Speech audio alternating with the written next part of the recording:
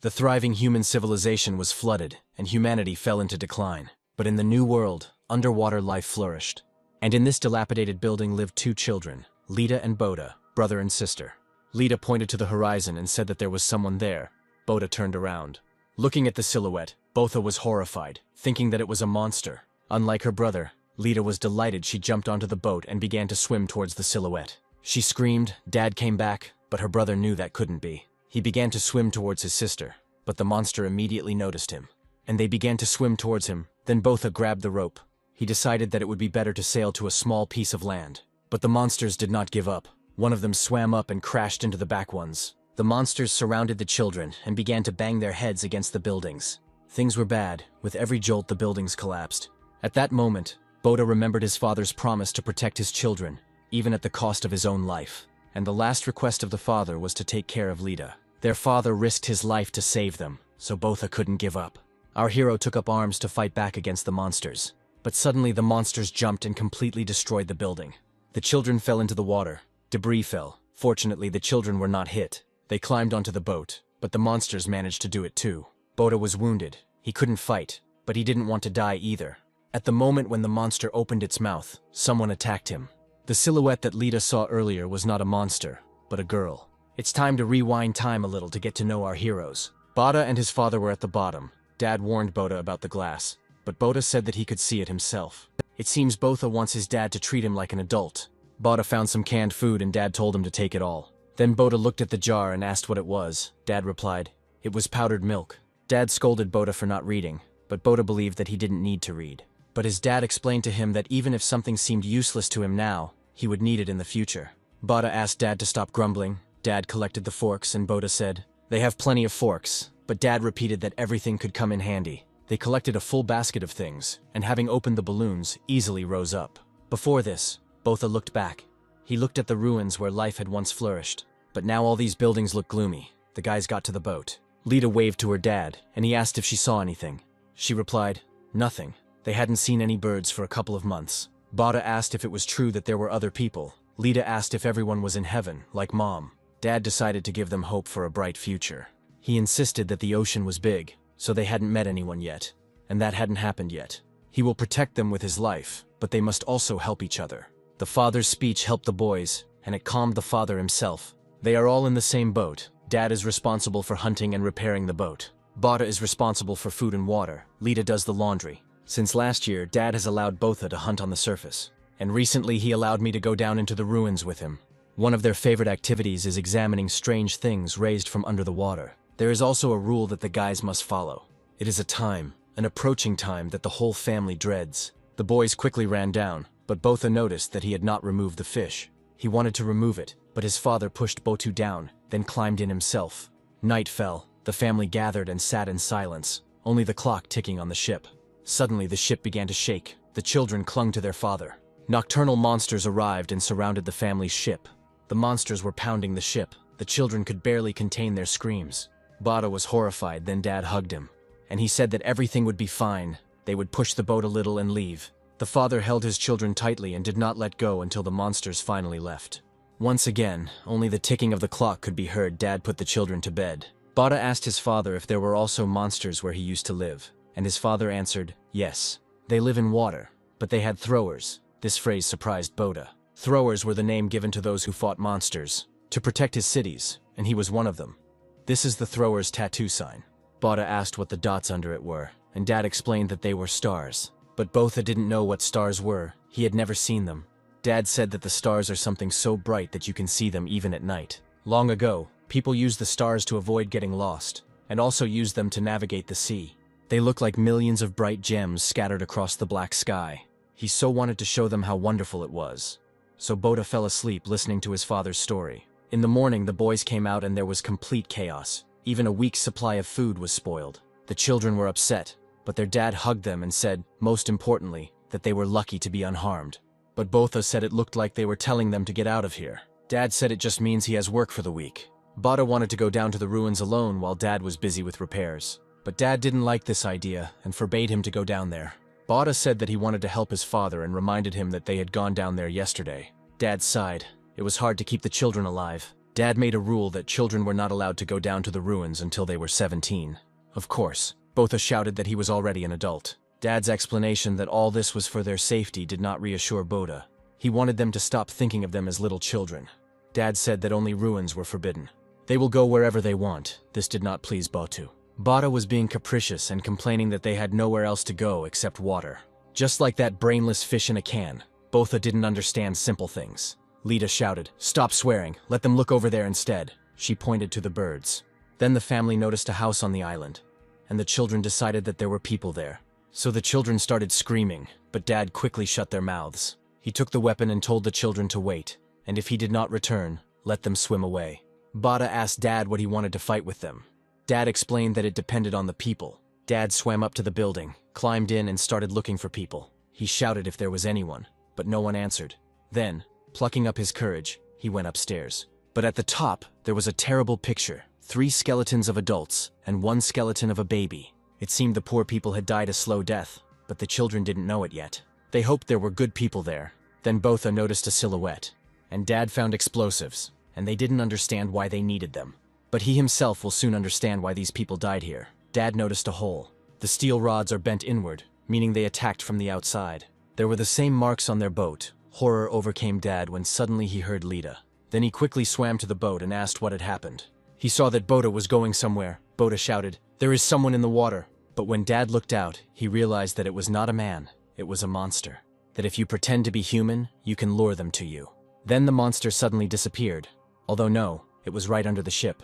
Dad quickly grabbed the children, but the monster jumped out of the water, and he bit off a part of the ship.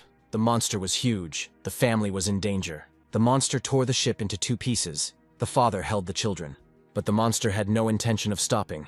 He waved his huge tail, and he hit the ship. Pieces of the ship flew towards the island. The boys were washed up on an island. Dad asked Botha if he was okay. Botha answered yes. But Lita did not open her eyes, and Botha was scared, but she simply lost consciousness. Just as Dad was glad that the children were okay, Botha noticed that the reinforcement was sticking out of him. Dad lied that everything was fine, but Botha didn't believe him. But Dad said that they didn't have time. He asked Botha to take Lita and leave. Botha clearly didn't want to leave his father alone, but he had no choice. When the children ran away, Dad stood up, despite the terrible pain. The situation worsened when the monster swam right up to the father. The sun was scorching him, but he still came out of the water, the monster staring at the reinforcement. Then it began to turn its head. It noticed the children. The creature seemed to understand that the father was not going anywhere and decided to kill the children. It grinned. Before running to the children, the father shouted to the children to run faster. Miraculously, the children managed to jump inside the building, evading the monster. But the creature did not want to retreat. It threw its tail into the building. He attacked completely blindly, and the children had to run away again. Botha jumped under the rubble. The children hid there. The monster's tail disappeared. After a couple of seconds, Botha noticed his father and called him. But it was the same creature. The creature pretended to be their father to catch them, and it worked. The monster grabbed Botha, and Botha tried to free himself from the grip, but was unable to. The creature dragged Botha into its mouth. Botha could only call for Dad, and he was lucky. His dad appeared in front of him and cut off the monster's tentacles. He caught Botha. They landed. Dad moved Botha away. Then he shouted at the brat not to dare touch his son. Then Dad shouted to Botha to hide behind the rocks. Dad had never seen a leviathan of this size before, but he couldn't retreat. After all, the children would die. Botha and Lita would die, and the father could not allow this. He will protect his children. Dad rushed towards the monster, and he began to cut up this little fish, despite his wound. Dad quickly climbed onto the monster. He wanted to plunge the knife into the monster's head. The monster is big but slow. If it is outside the water, Dad will win. Dad's skills were exceptional, but the monster was also strong. Leviathan opened his mouth, but the Pope raised his weapon and cut the rope. He pulled a huge club out of the building and used it to attack the monster. Botha was impressed. He thought that his dad was doing well. Dad got out and started chopping off the monster's face. Suddenly the log shattered and the monster closed its mouth, its teeth sinking into Dad. The father looked at his son, realizing that he would never see his face again. He always worries about them, every time Botha dives and he loses sight of him.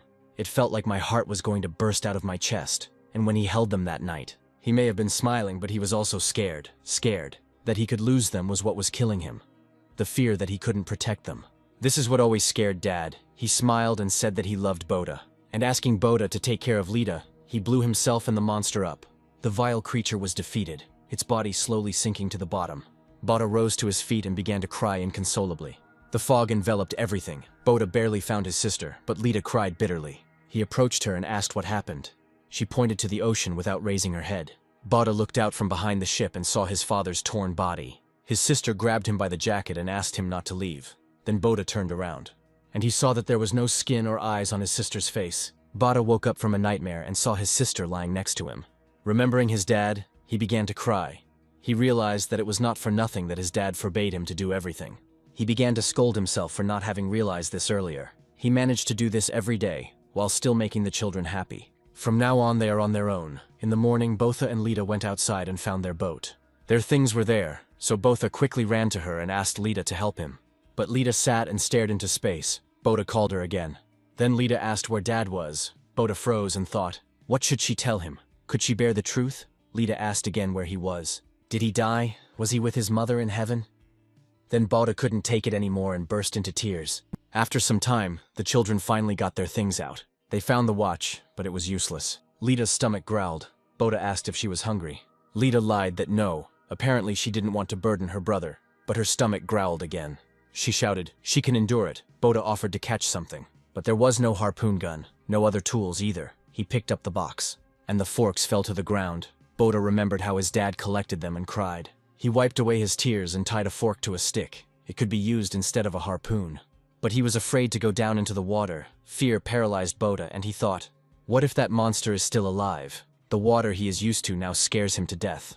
Lita asked him not to go there, when suddenly a crab approached them. It became their only meal. Botha and Lita fried crabs.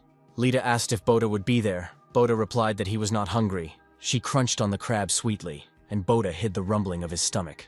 Botha was worried because there was no food or water here. They needed a plan. They got a little bit of rain, but that would last for a day at most. He remembered the conversation with his dad. His dad said that he would teach Botha how to drink seawater. You need to cut out the bottom of the bottle, wrap it inward, and then cover it with a glass of seawater. Water that evaporates due to light will flow into the bent areas. That's what Botha did. They prepared a couple of bottles, and it seems to be working. The boys drank the water and shouted joyfully, it's not salty. No more worrying about water. Botha learned a lot from his father, but who knows how long they will live here. It was time to explore the building. Botha stood up and Lita followed him. They went up and saw skeletons. Lita clung to her brother, who was himself trembling with fear. And Lita asked why they died. Botha decided to see if there was anything useful here, and then quickly get out of here. Botha found a canister of gasoline. The children found explosives, and Botha remembered that it was the same bomb that his father had used. Then he remembered how his dad fought and wondered if he could ever do the same. Botha looked at the skeletons again and realized that they were a family. Then he thought, will he be able to protect Lita so that she doesn't end up like them? Botha lit a fire while Lita caught crabs. The forks really did come in handy. He understood that if they were going to live here, he would have to go into the water. And if that monster appears again, then he will use the sword to protect Lita. In the end, it was Dad's last wish. Botha noticed the button and without thinking, pressed it. The sword began to hiss, and a second later the sword flew forward. Taking Botha with him, Botha flew into the column and dropped the sword. Lita caught them some food and said that she found something. She took her brother by the hand and led him. At first, Botha thought it was just a door, but Lita pushed it aside. It was a basement. There were crabs hiding there. Botha decided to look around, because there might be something useful there. Lita asked him to be careful. Botha himself was scared. But when the light penetrated into the basement, he saw that it was full of fish. He immediately jumped into the water. There were a lot of tasty fish there. Botha was able to catch one fish. Now they have both water and food. He became inspired, thinking that they could live here.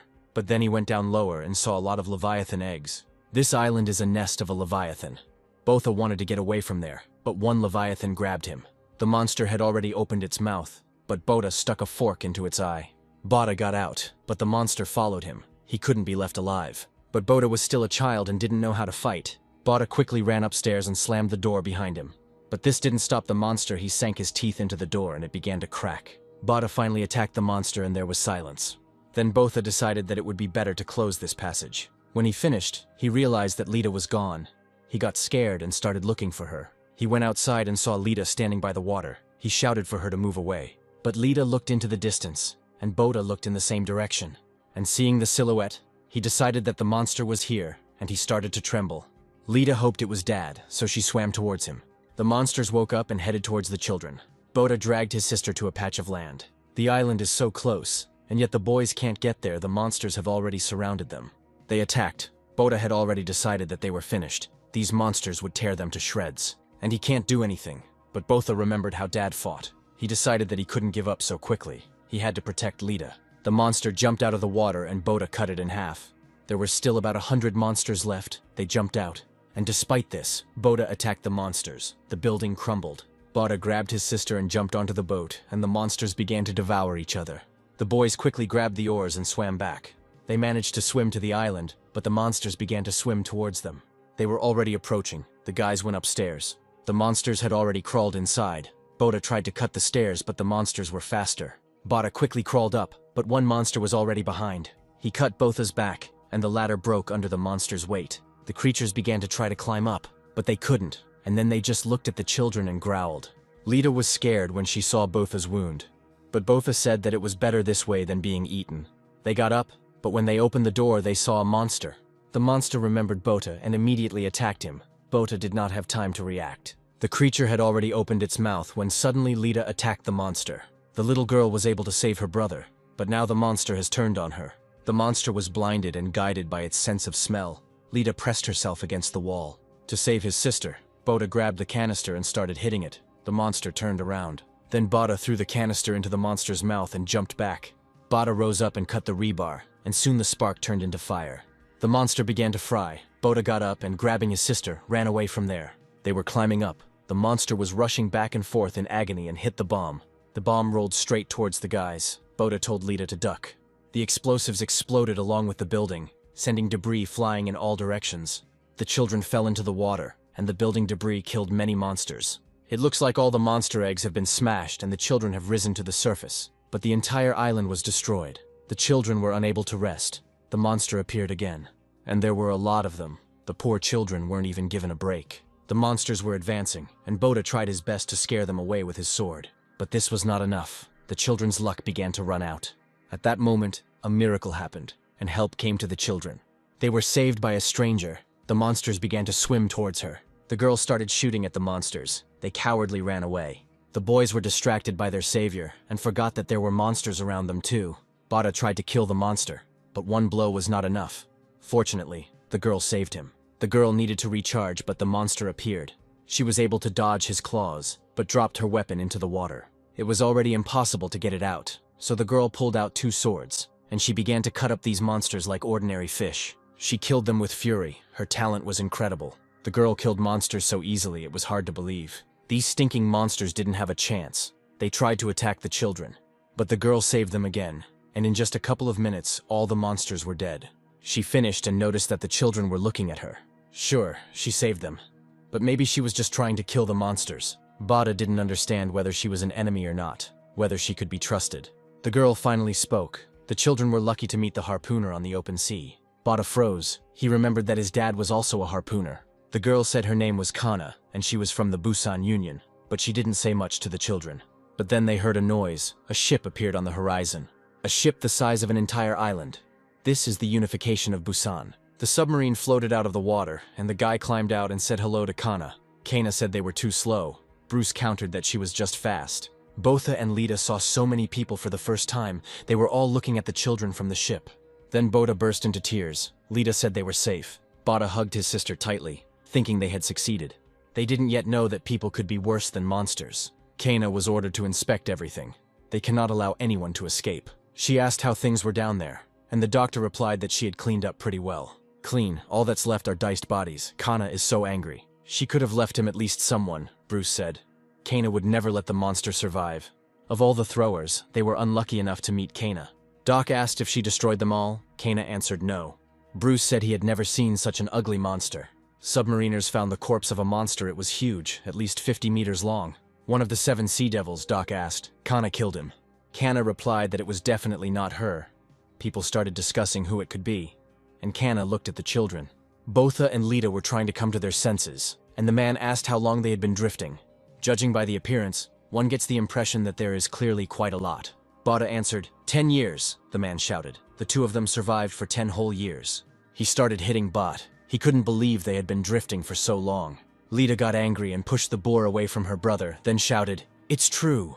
Then the boar shouted, "How dare she shout at him? She even knows who he is." Lita answered calmly, "A minor civil servant." Bada burst into tears and told that his dad was with him until the monster appeared.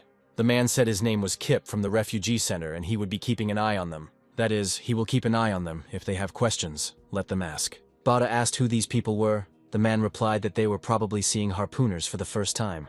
Then Bada remembered his dad again. He realized that his dad hadn't lied. The man said that Kana, who saved them from the sea monsters, was special. She's a 3-star harpooner. Impressive, isn't she? Kip asked. Harpooners mark on their bodies the number of monsters they have killed. Each star represents 100 monsters killed. Many harpooners died without even earning one. Bada asked, then 6 stars means at least 600 monsters. Kip laughed and shouted, impossible. 4 stars is the maximum.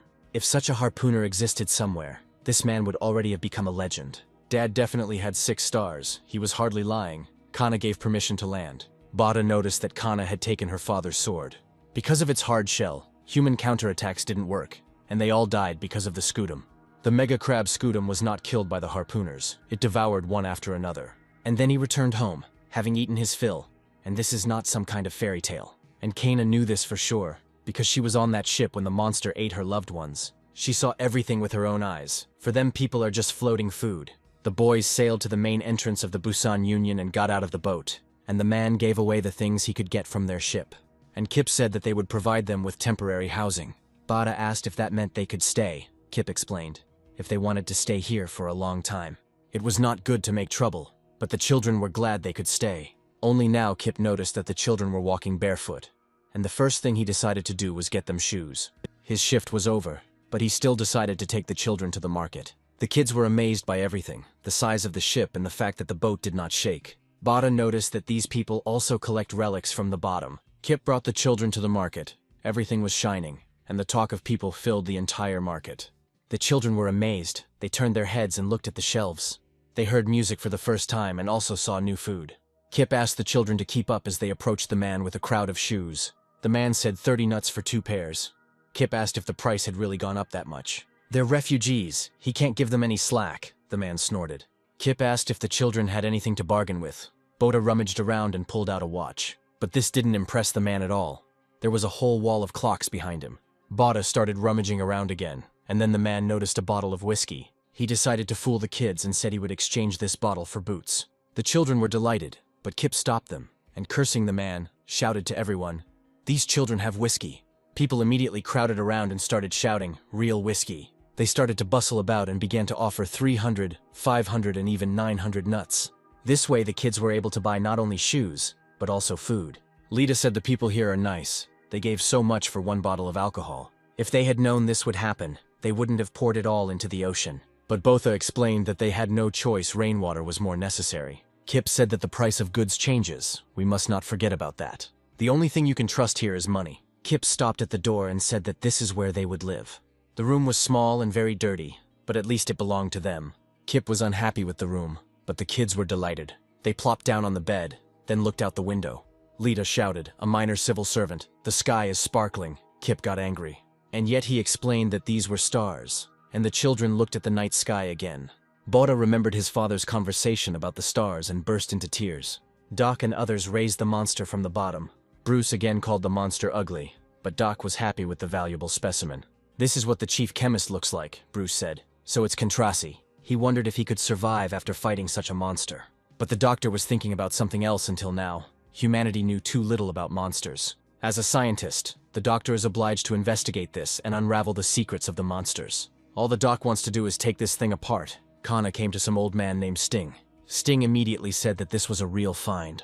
"This is a harpooner's sword. How did something so valuable get here?" Kana looked at the sword. If it really was a harpooner's sword, then its owner must be that man, the Leviathan killer Theo. Sting asked what she was going to do. Kana answered, "Those children can't stay, what a pity." For the first time in their lives, the children went to bed looking at the stars, without worrying about monsters. Because the harpooners protect this place, but for some reason, Bada couldn't sleep. Just like Kana, she was thinking about the monster. The battle wounds were clearly visible on the body, showing how desperate the battle had been. The owner of the harpooner's sword was definitely Theo. Did he really kill the devil? Why, in order to protect the children, Theo also tried to protect his family. Kana's parents and she were refugees who lived on the high seas. They combed the seabed to survive. Kane was 14 at the time. Dad said they were hunting for treasure. He found the ball and gave it to Kana. She saw a whole new world inside the ball. She looked at him and thought, people used to live in places like this. But Kana decided to give it away. She said that she didn't need it. Dad asked why. Kana said it could be sold, but Mom said it was a gift. She could just enjoy it, and that was it. Kan's heart began to beat happily. She wanted to live in a place where refugees sold scrap metal to the Busan Union. And in return, they received supplies. The boat she saw outside was a source of melancholy. She thought that people there didn't have to be afraid of monsters. She wanted to live there. All the refugees wanted to become citizens of the Busan Union. Life for refugees was dangerous, with accidents and injuries occurring. There were also attacks by monsters. People were dying every day. Dad kept repeating that they had to find the treasure, then they would be given citizenship. But Kana didn't believe that there was treasure under this pile of scrap metal. And yet, one ordinary day, the guys found him. They picked up the find and were glad that they were finally able to do this. Kana asked if this pile of metal was the treasure, and Dad answered, "This is a device developed by an ancient civilization for immersion. They will soon join the Busan Union and will be able to become its citizens." The family hugged, and Kana was glad that they wouldn't have to swim around the area anymore. Everyone was overjoyed, but that's when the nightmare began. The sea monster came. The monster was devouring Kana's loved ones before her eyes, and all she could do was watch. Mom was also in the monster's mouth. Kana heard her mother asking her to hide. A second later, the monster closed its mouth and human blood splattered all over the ship. No matter how hard people tried to attack the monster, they were unsuccessful. The unfortunate people had no chance to escape. The boys swam to the ship, but the man said that they could no longer be saved. The crab threw his spines into the boat, and Dad found Kana and told her to follow him. They ran to the captain's deck and Dad gave a distress signal. He shouted to the Busan Union that they needed help. It was a refugee fleet. They were attacked by a giant sea monster, and it was Theo who heard the signal. The radio hissed and the Union contacted them. The man shouted. They were attacked. The poor fellow was choking with fear, but the Union spoke. "They are not responsible for protecting refugees," Dad shouted. "They have a child. He begs to save at least her." But the Union wished him luck and turned off the radio. Then Dad shouted, "They found relics from Masood." At that moment, the monster attacked them and grabbed Dad. Kana ran to Dad. But Dad shouted at Kane not to approach the monster. The monster crushed him. The sparkle in Kana's eyes quickly disappeared. Her mom and dad were laughing and hugging her just recently. Kana lost hope and a reason to live, and the monster was about to attack her. But when she opened her eyes, she saw the guy. Theo said it was too early to say goodbye to life. Theo told the man that he was leaving the child with him. The man asked who he was. Then Theo stood up and said, "He is Theo, a harpooner from the Busan Union." The man was delighted to learn that Theo was a harpooner and had come to save them. He stood up and said he thought the Union had left them to die. Theo said this ship is going to sink, let them use the lifeboat. While he was distracting the monster, the man trembled again and asked him. He came here alone, that's how it was. Theo fearlessly went after the monster that others couldn't even hurt. The monster tried to strike Theo, and Theo hoped that his sword would be able to pierce its shell. Theo dodged sharply and freed the lifeboat for the boys. Then he returned to the battle with the monster. He quickly spun around and hit the monster. Theo was able to make a crack in the shell, but that's all. The monster is tougher than Theo thought. Then Theo decided to increase the power. He pressed the button and the sword hissed. Still, Theo is cool. When the sword rang, he decided to try again. Theo hit the claw and it cracked, and the monster growled. And Theo looked at the corpses and asked the monster, "Never seen such prey before. I'm glad I ate my fill of people." Theo charged at the monster, his sword clanging loudly as it hit its shell. Kana couldn't take her eyes off Theo as he fought the monster on equal terms. He was not eaten, and he was not afraid. Even more, he managed to attack it. The shell started to crumble. Theo will be able to cut this crab. Predator hunter Theo was able to cut the claw of this creature. Dad is not just cool, he is a legend. Theo changed the gas tank, but this is the last one. So Theo decided to finish quickly, but the creature realized that Theo was strong. And then she decided to destroy the ship, or simply capsize it. He pulled out a piece of the ship and threw it where Kana and the man were standing.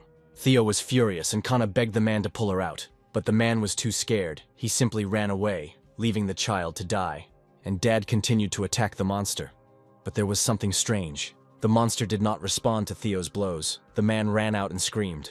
He didn't want to die. Suddenly the monster started to rumble. Theo shouted, "Everyone lie down!" The monster used its spikes. One of them pierced his arm and the other one his leg. That man was unlucky. The thorns pierced his back and he died. Theo tried to pull out the spikes, but the monster's claw was already in front of him. However, Daddy is not so simple. He dodged and stuck one spike right into the claw. Then Theo spun around like a top and thrust his sword into the monster. The monster screamed in pain and struck Theo with its claw, sending Theo tumbling backwards. Theo was coughing up blood and was very tired, but he was not going to give up. It's becoming difficult to stand on my feet, and the gas in the sword has run out. But the monster was not in the best condition either. Bubbles were bubbling from its mouth. The sun rose and the monster screamed, and all because the sun was scorching him. It jumped back into the water in panic. As soon as the monster ran away, Theo fell to his knees from exhaustion. There was no time to rest. Theo got up and went to Kana, and he helped her free herself. Kana asked if he killed the monster. Theo answered, no. He ate everything there was and left. Because the sun rose, Kana asked if he would return. Theo replied, who knows? And yet isn't she glad to face another day? Kana replied, not happy. Mom and Dad were eaten by this creature. As the sun rose, the harpooners of the Pusan Union swooped down on the ship. They didn't come to save them, but to take the relics. The freaks gave Kana treatment in exchange for the relics, and also gave her citizenship. Kana lost her family and her home. The harpooners were heroes to the residents of the Union, and people rejoiced at the relics. Nobody cared about the people who died to make it possible. For these people, refugees meant nothing. The officers called refugees simpletons. It was this guy who yesterday, having received a plea for help, refused them. The men laughed, saying the refugees had died and they had received the relics for free. Then Kana got upset and armed herself with a broken bottle. And she asked, they just waited until the monster killed them all. The man asked how it felt for the girl to obtain citizenship at the cost of her parents' lives. Kana attacked him, but the man hit the child and he crashed into the wall. And then he grabbed me by the throat and said that all refugees were just savages. And also, since she dared to attack the harpooner, which is a serious crime, they would throw her in jail. They could execute her on the spot if they wanted. They teach her their laws. Harpooners are justice. Kana laughed. And she said they were just pathetic cowards running away from battle. The truth apparently upset the harpooner and he kicked the child. 3 grown men began to rescue the little girl. Finally, a hero appeared and stopped the guy who was hitting Kana on the head. Theo really was some kind of superhuman. He was spinning like a top again, and the men flew in all directions and crashed into the walls. Then Theo asked what they were thinking when they beat the wounded child. The men asked why Theo was interfering in their affairs. Theo asked if this was their duty. The men shouted, exactly. Then Theo asked why he didn't show them what happens when they break the law. Seeing an adult man, the officers became scared and decided to run away. The main one decided to show off by saying that Theo was just a commoner. If Theo continues to behave like this, he will become fish food. What a cheeky guy. Theo asked if Kana was okay. Theo explained to Kana that this place was not much different from the refugee ships. The strong devour the weak. The difference is that she deals with people. She needs to become stronger if she wants to survive. Kana asked how she can become a harpooner. Theo was surprised that she wanted to become a harpooner. Kana said that he would do it even at the cost of his life. She would become a harpooner. And then she will kill every monster in this world. So Kana joined the harpooners. They made no distinction between commoners and the elite. She wanted to become a harpooner like Theo. And now, she thought, it was Theo who sent his children here for her to protect them. In the morning, the radio said that the Busan Alliance was protected. From typhoons and sea monsters, they, the chosen ones, must fulfill their duties. To make possible the revival of the Great Union of Busan, Bada ran to the warehouse and shouted something to the man, but he didn't hear. Then Boda shouted, he came for work. The man said it would be difficult. He is small. Their work is hard even for adults. Boda answered sadly. Okay. No one will give the kid a job. Boda was thinking where he could find a job. Bada continued asking people for work, but everyone refused him. Then Boda noticed a beggar. She was asking him to help her. Bada found a couple of nuts and gave them to his grandmother. That was all he had, and his grandmother thanked him. And Boda said that he doesn't have a job yet, so he can't give her much. But as soon as he finds a job, he will give more. Grandma said that he is a good boy. Then she took out the seeds and said that this was a sign of her gratitude. Bada thanked her, and now he felt much better. In the room, both counted the nuts. They had already spent half of their money. But here they have to pay taxes, and if they can't pay, they'll be kicked out. Boda himself was not against paying taxes, but no one wants to give him a job. At this rate they won't last long. We'll have to cut down on the amount of food. Lita said directly that she was sad. Boda spent their money on some seeds. She screamed that she couldn't refuse food and wanted to ask Kip for help. And then Kip showed up and asked Botha if he had found a job. Bada said that everyone refused him. Then Kip thought and said, he'll have to use his influence. But it's dangerous work. Botha is sure of it. Bada replied, yes, they went down. The man was unhappy. A strong, healthy young man, that's what Kip said. Of course he was unhappy, but Kip praised Botha. Botha tried to tense every muscle he had, and Kip praised Botha. Kip assured the man that Botha was a natural-born mechanic. The men sighed and eventually agreed to give Botha a job. Kip said Botha must work hard. Botha shouted, yes. Kip asked, what is the most important thing? Bada replied, money. Kip reminded that monsters are scary in the water. But the worst thing here is poverty. The union protects from typhoons and monsters. However, it does not protect against poverty or illness. The man shouted, "What is Boda waiting for? Get to work." They replaced old pipes with new ones. Boda hit the pipes with a hammer. Suddenly the pipe sprayed a stream of waste and Botha was covered in it. The blueprints didn't indicate that there were waste pipes here, so he ran to the boss with that. And they shouted, "The pipes are lying in complete disarray, nothing fits together." And the boss said, "They must make sure that they converge." Boda washed himself. And the boss said they couldn't find any parts that would fit. The boss, a veteran mechanic, has been working here for 40 years, and he knows a lot about the ship's history. Boda asked who built the ship. The boss replied, "People before the flood. They were able to create ships much bigger than this one, but no one could prevent the comets from falling and the ice fragments from falling to the ground. After the comet collided with the moon, sea levels rose, and then people started to combine ships. Their ship was named Busan, in the hope that one day it would return to Busan. The man said this ship is older than the boss, so if they don't support it, he'll go down in no time." The boss said he's not old. Boda looked at the workers and thought, it was thanks to the hard work of these people. He and Lita can live in the Busan Union. He decided to work harder. Botha wanted to take care of the ship to keep it afloat. He wants to become one of them so that Lita and he can stay here. Boda noticed water under his feet, and suddenly a pipe nearby opened and water gushed inside. The man shouted. There was a backflow. The boss ran to them and asked what was going on, and the man explained that pipe 3 was clogged. Then the boss shouted, "It needs to be cleaned out," but the man said pipe 3 is too deep inside, and they will have to remove all the other pipes, but by doing so the water will flow more strongly. The boss shouted how they could have installed them like that, and the pipe above started to rumble, and the water splashed at the boys. Nuts flew in all directions. They cut other pipes and they broke, and soon there was even more water. Meanwhile, Lita watered the seeds and cleaned the house. There was a knock on the door. Lita decided it was her brother. But it wasn't Botha, but some policeman. The man sat down and said, "She must be Lita, a copy of her mother." Lita asked if they knew her mother. That thug said he was an old friend of her dad. It looked like Lita was in danger, and things weren't going so well down below either. The boss said that if the water reached the engine room, they were finished, so he decided to go to pipe 3. But the man said that the boss wouldn't succeed. It was impossible to get in there. With a body like the boss's then, Boda grabbed the tools and said he would do it, but the boss did not allow it. He said Botha would die. It was not something some rookie could handle. But no one except Boda could get through there, so he climbed into the water. Boda climbed into the pipe and swam along it, hoping to see the third pipe. But when he climbed out of that pipe, he saw many pipes. Boda was looking for the third one and noticed it. It was not connected to anything. And the men didn't know what to do. They couldn't just stand there. The boss came up with something, and Botha was already thinking whether he should return. He can't do anything when he suddenly notices that one of the pipes is ringing. These were the guys. They hit the pipe so that Botha would swim into this pipe. Boda realized that they were showing him the way and began to swim. He found an air pocket and swam out to get some air. Then he began to swim further. Botha needs to hurry. Finally, Boda found what he was looking for. The pipe was clogged with debris. Then Boda started hitting the trash and managed to free the pipe. But the flow of water increased, and Botha was unable to hold on to the pipe. The water began to recede. The guys were happy, not knowing that Boda had problems. After a little more time, the boss asked how much time had passed. The man replied, 8 minutes. The water completely disappeared. Then the boss asked why he hadn't returned yet. Maybe he was lost. 12 minutes passed. Botha was still alive, but he had swum too far. He couldn't breathe. Water filled his lungs and he began to lose consciousness. His heart was beating quietly. 18 minutes passed. The boss did not give up. He never stopped hitting the pipe for Botha. Others had already lost hope. The man said, 24 minutes. It's all over.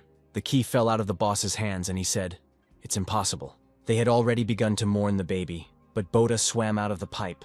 Even though Boda looked like a zombie, he was still alive. The boss grabbed Botha and squeezed him tightly. Botha was underwater for 30 minutes. All the water spilled out of Boda's lungs. The boss started screaming. He thought Botha had died. Botha had found an air pocket. Boda replied, yes, he would have suffocated if it weren't for this pocket. The guys celebrated him as a hero. The boss patted Boda on the head. And he said, the main thing is that Botha remained safe and offered to join them. Boda asked if he could work with them. The boss replied, of course. The man said they were short of workers after Mickey died. He got beaten up for this. The boss said he'll see him tomorrow. They raised their mugs to the newcomer. Boda was very proud of himself. Boda was glad that he could become part of the Busan Union. Now they could live here without worries. He ran home as fast as he could to tell Lita that he had found a job.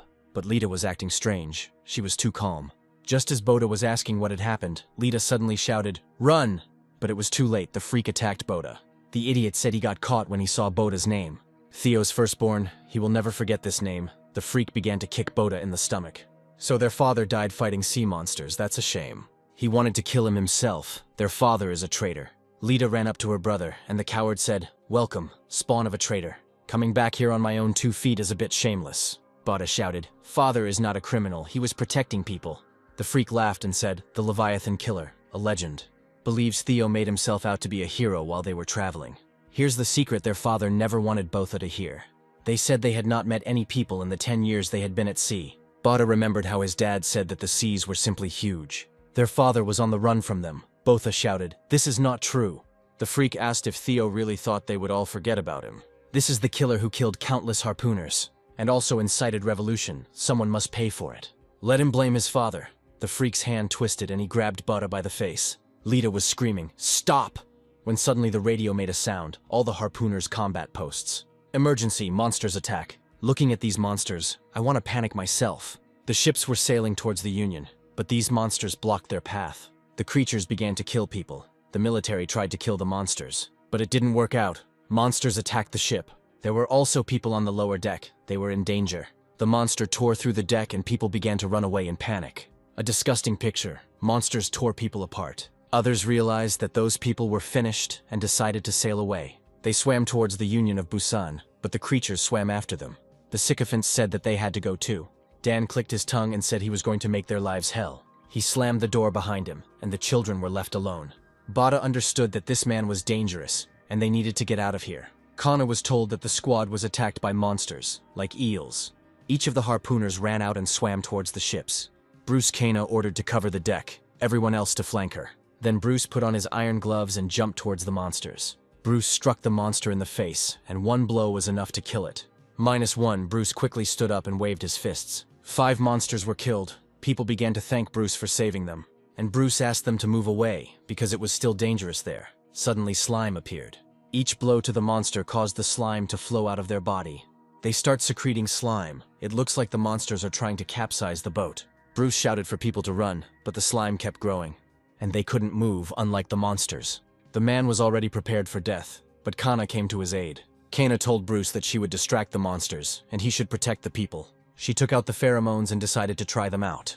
Kana broke one of the vials, and the monsters immediately headed towards her. The pipe thundered and children crawled out of it. But it got worse. They had to walk through these pipes. Lita jumped towards her brother, and Boda caught her. They were able to reach the balcony. Suddenly the boys heard people shouting Kana's name. Then they came up to look overboard. Kana swam closer and shouted. Now cannons appeared from the ship, and they burned all the monsters. The creatures screamed in pain. So Kana killed all the monsters. Boda realized that she was strong. People started chanting Kana's name. Boda and Lita watched them.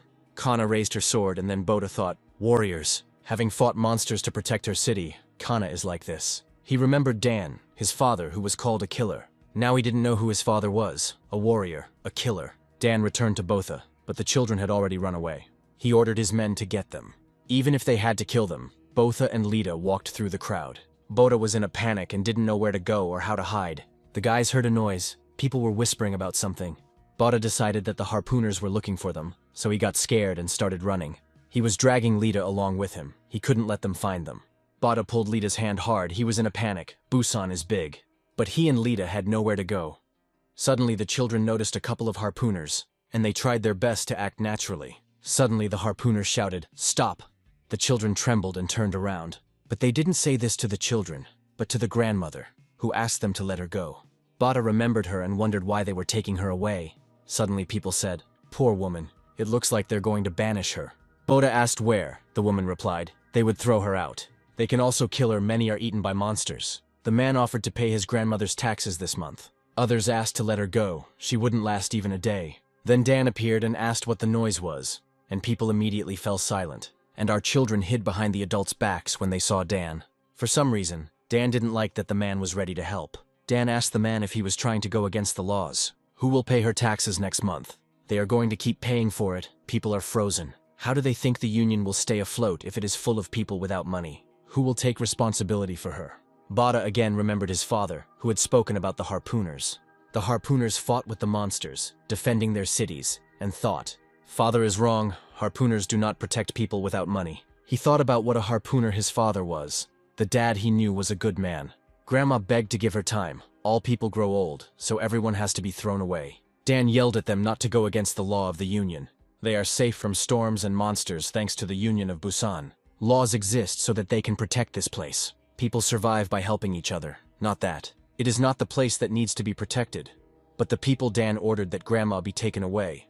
But then Boda shouted, "Let them let her go immediately, the brave little one." Granny saw Boda and told him to leave, but Boda is not a coward. He shouted. His father told him that the harpooners were warriors who protected people. But they hurt people. People watched the baby in shock. Boda screamed furiously.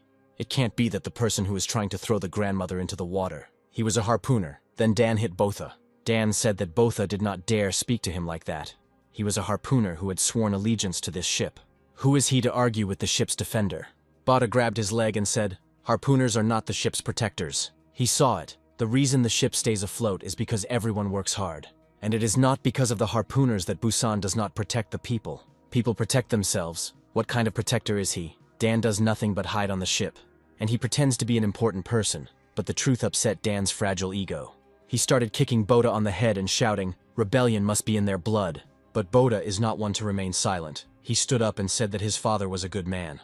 There was no way Dad was a traitor. Dan was screaming that Theo was a killer.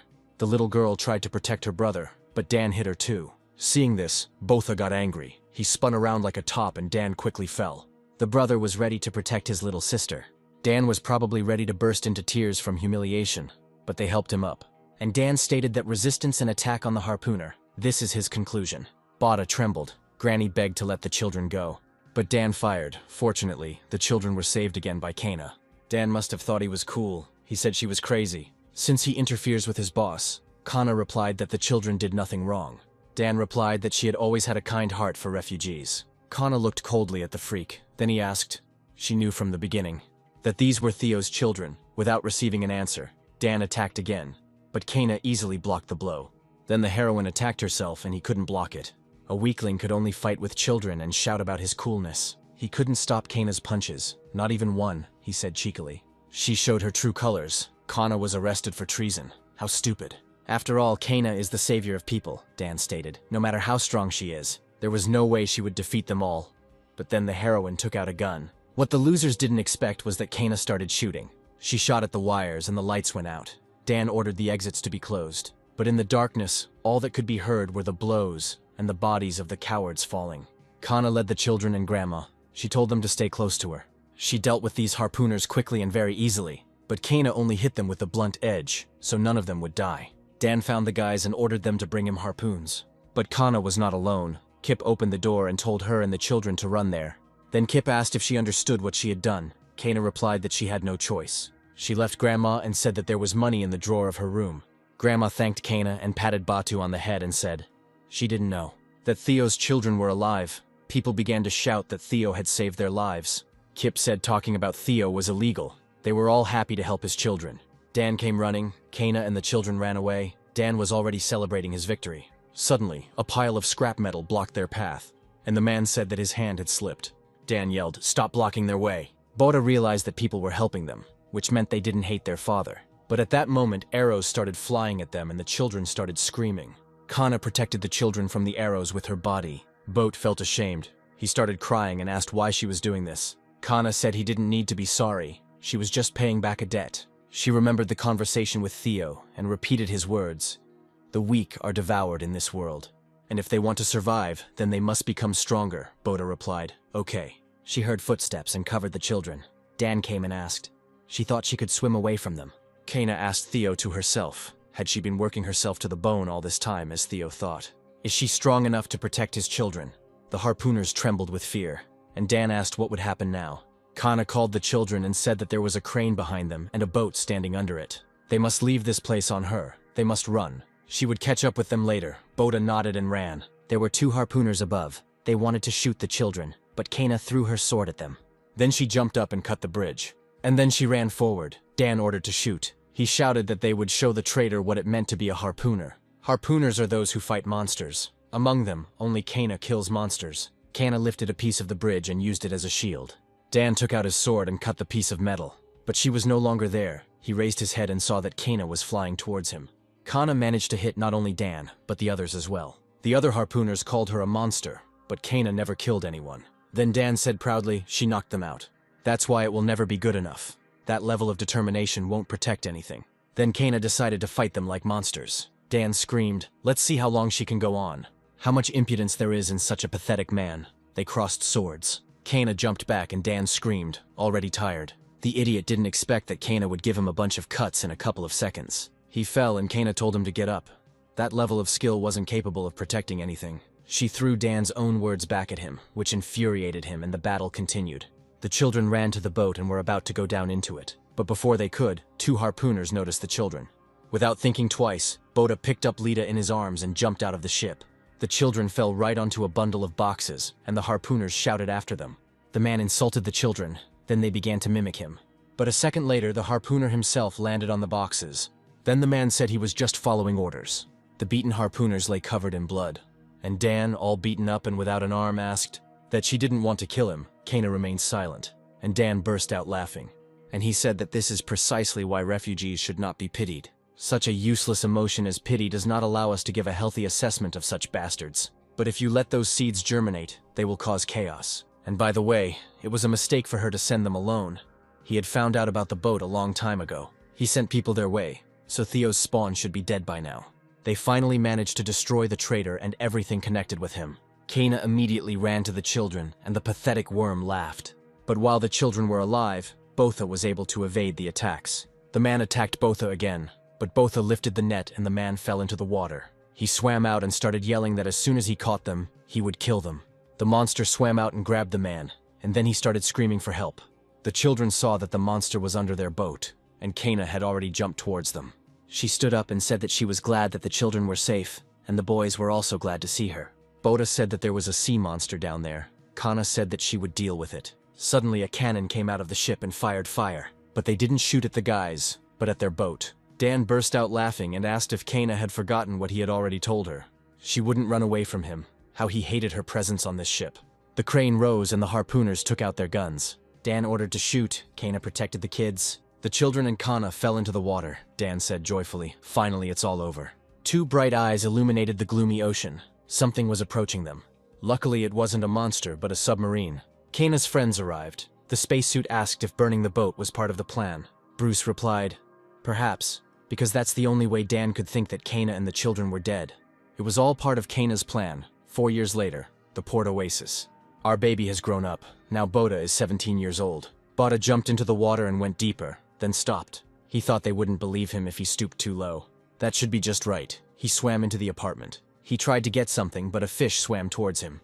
Then he decided that he could get dinner. Suddenly, a huge snake swam out of the toilet. This creature was poisonous. Boda suddenly descended and the snake bit the fish. Boda flew by with dinner, fangs. Even a small scratch will kill Boda. The snake turned its attention to Boda, and our hero was ready to attack. He was even glad. So that he could hone his skills, the monster attacked Boda. The man asked why the brat didn't rise. Finally, Botha swam out. The men complained, but Botha took both the snake and the fish on board. And they said, this is the one who bit his son on the leg. Botha took care of the pain in their hearts. Boda asked if they could now see his skill. The man told Boda not to act tough. They were checking his dive. The man asked for his license plate. Boda boasted that he had taken number 301, but suddenly realized that there was nothing there. Then the man started scolding Boda and shouting that he had failed. Suddenly the boys shouted, this is a great inheritance. Today's test is over. Team Jack found the inheritance. People ran forward.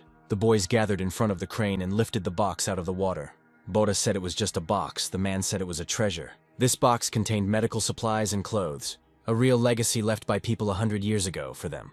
I wonder if there are any pads there. People opened the box and started dragging things out. The boss came and praised Jack, calling him a real adventurer. The boys hoped to find more treasure. The boss called Boda and asked how Boda's test was. The man teased Boda, and he promised to make sure that Boda was useful to their community. The chief said that Boda has grown so much since the first day he arrived here. Boda said they were always very grateful for their support. The boss laughed and said they don't reject outsiders. The port oasis was created from the ruins of many buildings that fell on top of each other. Therefore, treasures can be found in the nooks and crannies of the ruins. The oasis gets its supplies from the mines. Situated below it, the village is surrounded by walls of buildings, almost like a fortress. And the citizens live behind these walls in safety. And there are no monsters here. Rumors of a great inheritance spread, attracting refugees. This place does not discriminate against strangers. The boss welcomed them with open arms. The boss was glad to see strangers, suspiciously. But Botha didn't think so. He was just tired of Dan. And the ship he controlled, the port Oasis, was completely different. This is a place for divers. Being a diver is the best way to survive here. Botha said he doesn't want to be a diver. He plans to be a harpooner. The man said that there weren't even any monsters here. Botha would die of hunger. Botha won't be able to survive on the harpooner's wages. There was a child who ran away saying that he would become a harpooner. I think his name was Bruce. Botha immediately remembered Kana's friend. Botha asked why Mao was still following him. Mao said that they should drink in honor of Botha's failure. Lita ran out of the house and greeted her brother. Mao also waved to her. Botha asked where Kana was. Lita replied that she hadn't seen her for a long time, and Mao became upset. Lita started teasing Mao, and Botha went home. He noticed a hot cup of tea. Kana attacked Botha, but he managed to dodge. Kana, she asked, is that all Botha can do? The door swung open and Mao shouted. He heard her voice. Kana fell down sharply and said sweetly, thank God he is here. Mao saw the rebar in Botha's hands and decided that Botha had dared to hit his sister. Botha shouted, everything is wrong. But Kana wanted to keep her skills a secret, so Botha had to remain silent. The divers reached a new building. They had never been here before. They decided to take the washing machine apart, when suddenly the rebar pierced the man. He was killed by some strange diver. This one was many times bigger than the guys. The spacesuit was broken. It killed the guys and dragged them somewhere. Thunder rumbled and Lita screamed. Kana said that it would all be over soon. Lita said she was scared and asked if she could sleep with Kana. Kana didn't answer. Lita jumped into her arms. Lita said sadly that her dad always hugged her before going to bed. Botha sharply told Lita to stop talking about his father. Lita surprised Kana by saying that Kana had become like a sister to her. Then Kana remembered her family again. From that day on, she wanted to forget about them, because it was too sad to think about. Still, Kane wondered what it would be like to have a family. It seems that Botha and Lita helped Kana feel like she had a family. In the morning, Botha and Kana went out, and Botha asked for more training. Botha said he can fight when necessary, but this is the place. Kana continued, too peacefully. Botha answered. Something like Kana asked. It's strange. Peacefulness is a problem. Botha wanted to know how strong he is. But this obsession of his can cause great harm to other people. Then Kana said there are harpooners who risk their lives to get more stars. Greed, vanity. These are the things that control them, and they are always the first to perish. And then Kana and Botha saw a crowd of people. Botha asked what was going on. Mao replied that it looked like he had been washed away during yesterday's storm. Disgusting creature, where did she come from? People remembered that the divers had not yet returned. Mao said they can't let it stay here. He offered to cut it, when suddenly the legs began to move. The people got scared and moved away. The chief calmly took the spear and killed the monster. Botha asked if it was a monster. The chief replied that there was no such thing in their village. Like monsters, they're just dead fish. Lita was at the house when suddenly a diver emerged. The diver rose and headed for the shore, but fell. Then he took off his helmet. It was yesterday's diver, Lita shouted. Mr. Moore is fine. The diver was choking and coughing up blood. Lita screamed, someone call for help. She wanted to run, to call for help, but Moore grabbed her hand and said in horror, the monsters are here. Then he coughed again and died. People began to discuss what to do, how to live. Everyone was terrified. They were afraid, and they didn't know how to fight. The chief banged on the table and said, there are no monsters here. Then he said that this situation reminded him. People have gone silent about that incident 3 years ago. The divers then said that they were attacked by monsters, but they fought among themselves to become the contender for the inheritance. Some particularly greedy people killed each other, and in the past there was someone who spread rumors about monsters. The chief insisted that the two were killed by humans. Because of these rumors, they could not go underwater, and they cannot blindly believe Moore's words and close all exits. Botha said suddenly it was his attempt to warn them of danger. Lita screamed, it's true, Mr. Moore was scared. People started talking again, and suddenly Jack said that he himself would go down. He decided to go down and check if there were any monsters there. Lita asked what he would do if there were monsters there. Jack assured that there was nothing to worry about if they met monsters. They would kill them. They were former harpooners of the floating city. The girl's name was Sonia, and the man's name was Pak. Kana was still silent in the crowd. Botha looked out, and when he saw that they had no stars, he was upset. The chief was hiding something, but shouted that he hoped they would check if the oasis was safe. And of course Botha was restless and said that he would go too. The chief was unsure, but Botha assured him that he would not be dead weight for them. Jack agreed and told Botha to carry things. Sonia didn't mind either. Pak asked Sonia not to tease the poor guy, but Sonia did not listen to him. It seems that Sonia has a real crush on Botha. Does she know that he is only 17? Then the other divers said that they also wanted to take their friend's body. Jack didn't mind. He said they would leave tomorrow. In the morning, Boda took his father's sword and went to the shore. Lita did not want this. She asked him not to go there. There might be monsters there, Boda said. That's why he had to go. He can't pass up such a chance, Lita asked. A chance to die. Kana asked if Boda really wanted to go there. Boda nodded. Then she wished Boda good luck. Boda shouted that he would be back soon and ran away. Lita couldn't understand why Kana didn't stop him. Kana replied that she couldn't. Because Botha is carving out his own path in this world. He is already an adult and must make his own decisions and take responsibility for them. The ship was descending, and Sonia was still flirting with Botha. It seemed that this was the first time the girl flirted with Botha. He didn't understand why she was doing this, and suddenly wondered if this meant he was handsome. The man asked why such a stranger as he would go so far for them.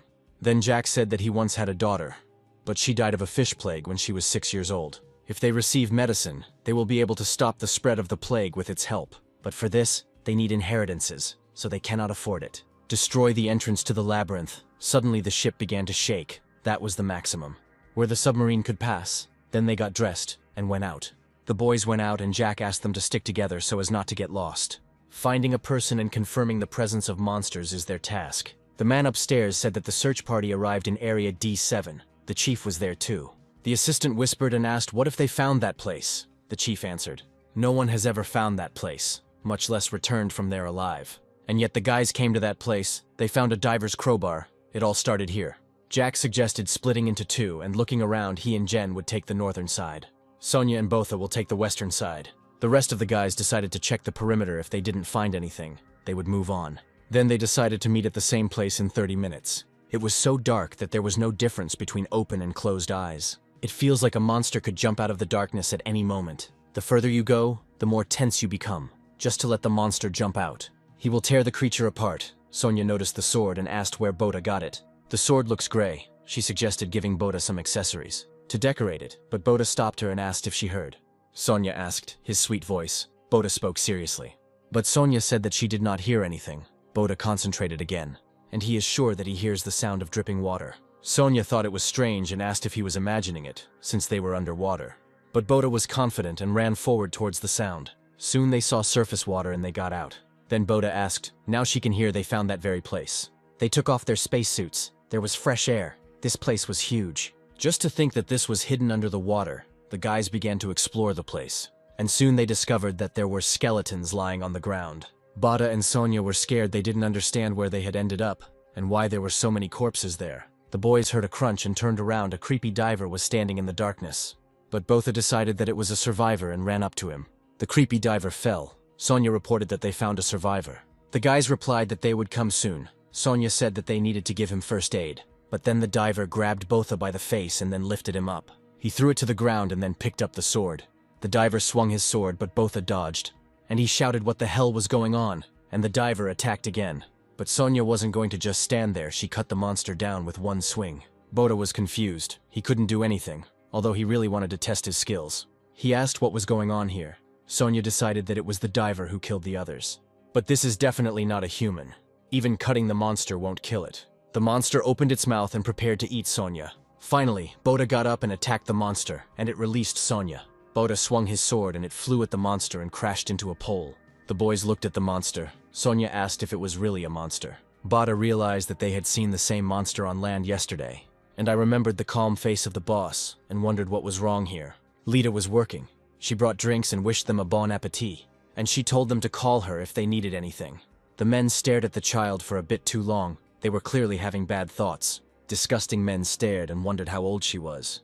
And Kana was chopping fish in the kitchen. She would have been better off chopping something for those men. The chef was intimidated by Kana's skills, even though he had been doing this for 20 years. It seemed that Kana had more experience. The chef asked what she did with the fish. Kana replied, she chopped it up, but the pieces were too thin. So the cook decided to take it upon himself and let her just help with the cooking. The chef hired her for her skills, but when it comes to cooking, Kana is a 0. Although maybe she will start to improve, the main thing is that the chef believes in her. But Kana almost burned down the entire building.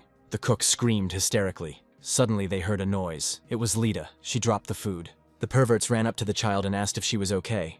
But the man banged on the table and said that their clumsy employee had dirtied his shoes. Lita and the cook asked for forgiveness. This man was a pirate. Kana came out and apologized, saying that she would clean his shoes right away. but the pervert grabbed Kana and said that they would rather drink. Bad idea, because Kana can turn him into sashimi in a second. The cook asked the man to stop, and Lita was afraid that Kana would kill him.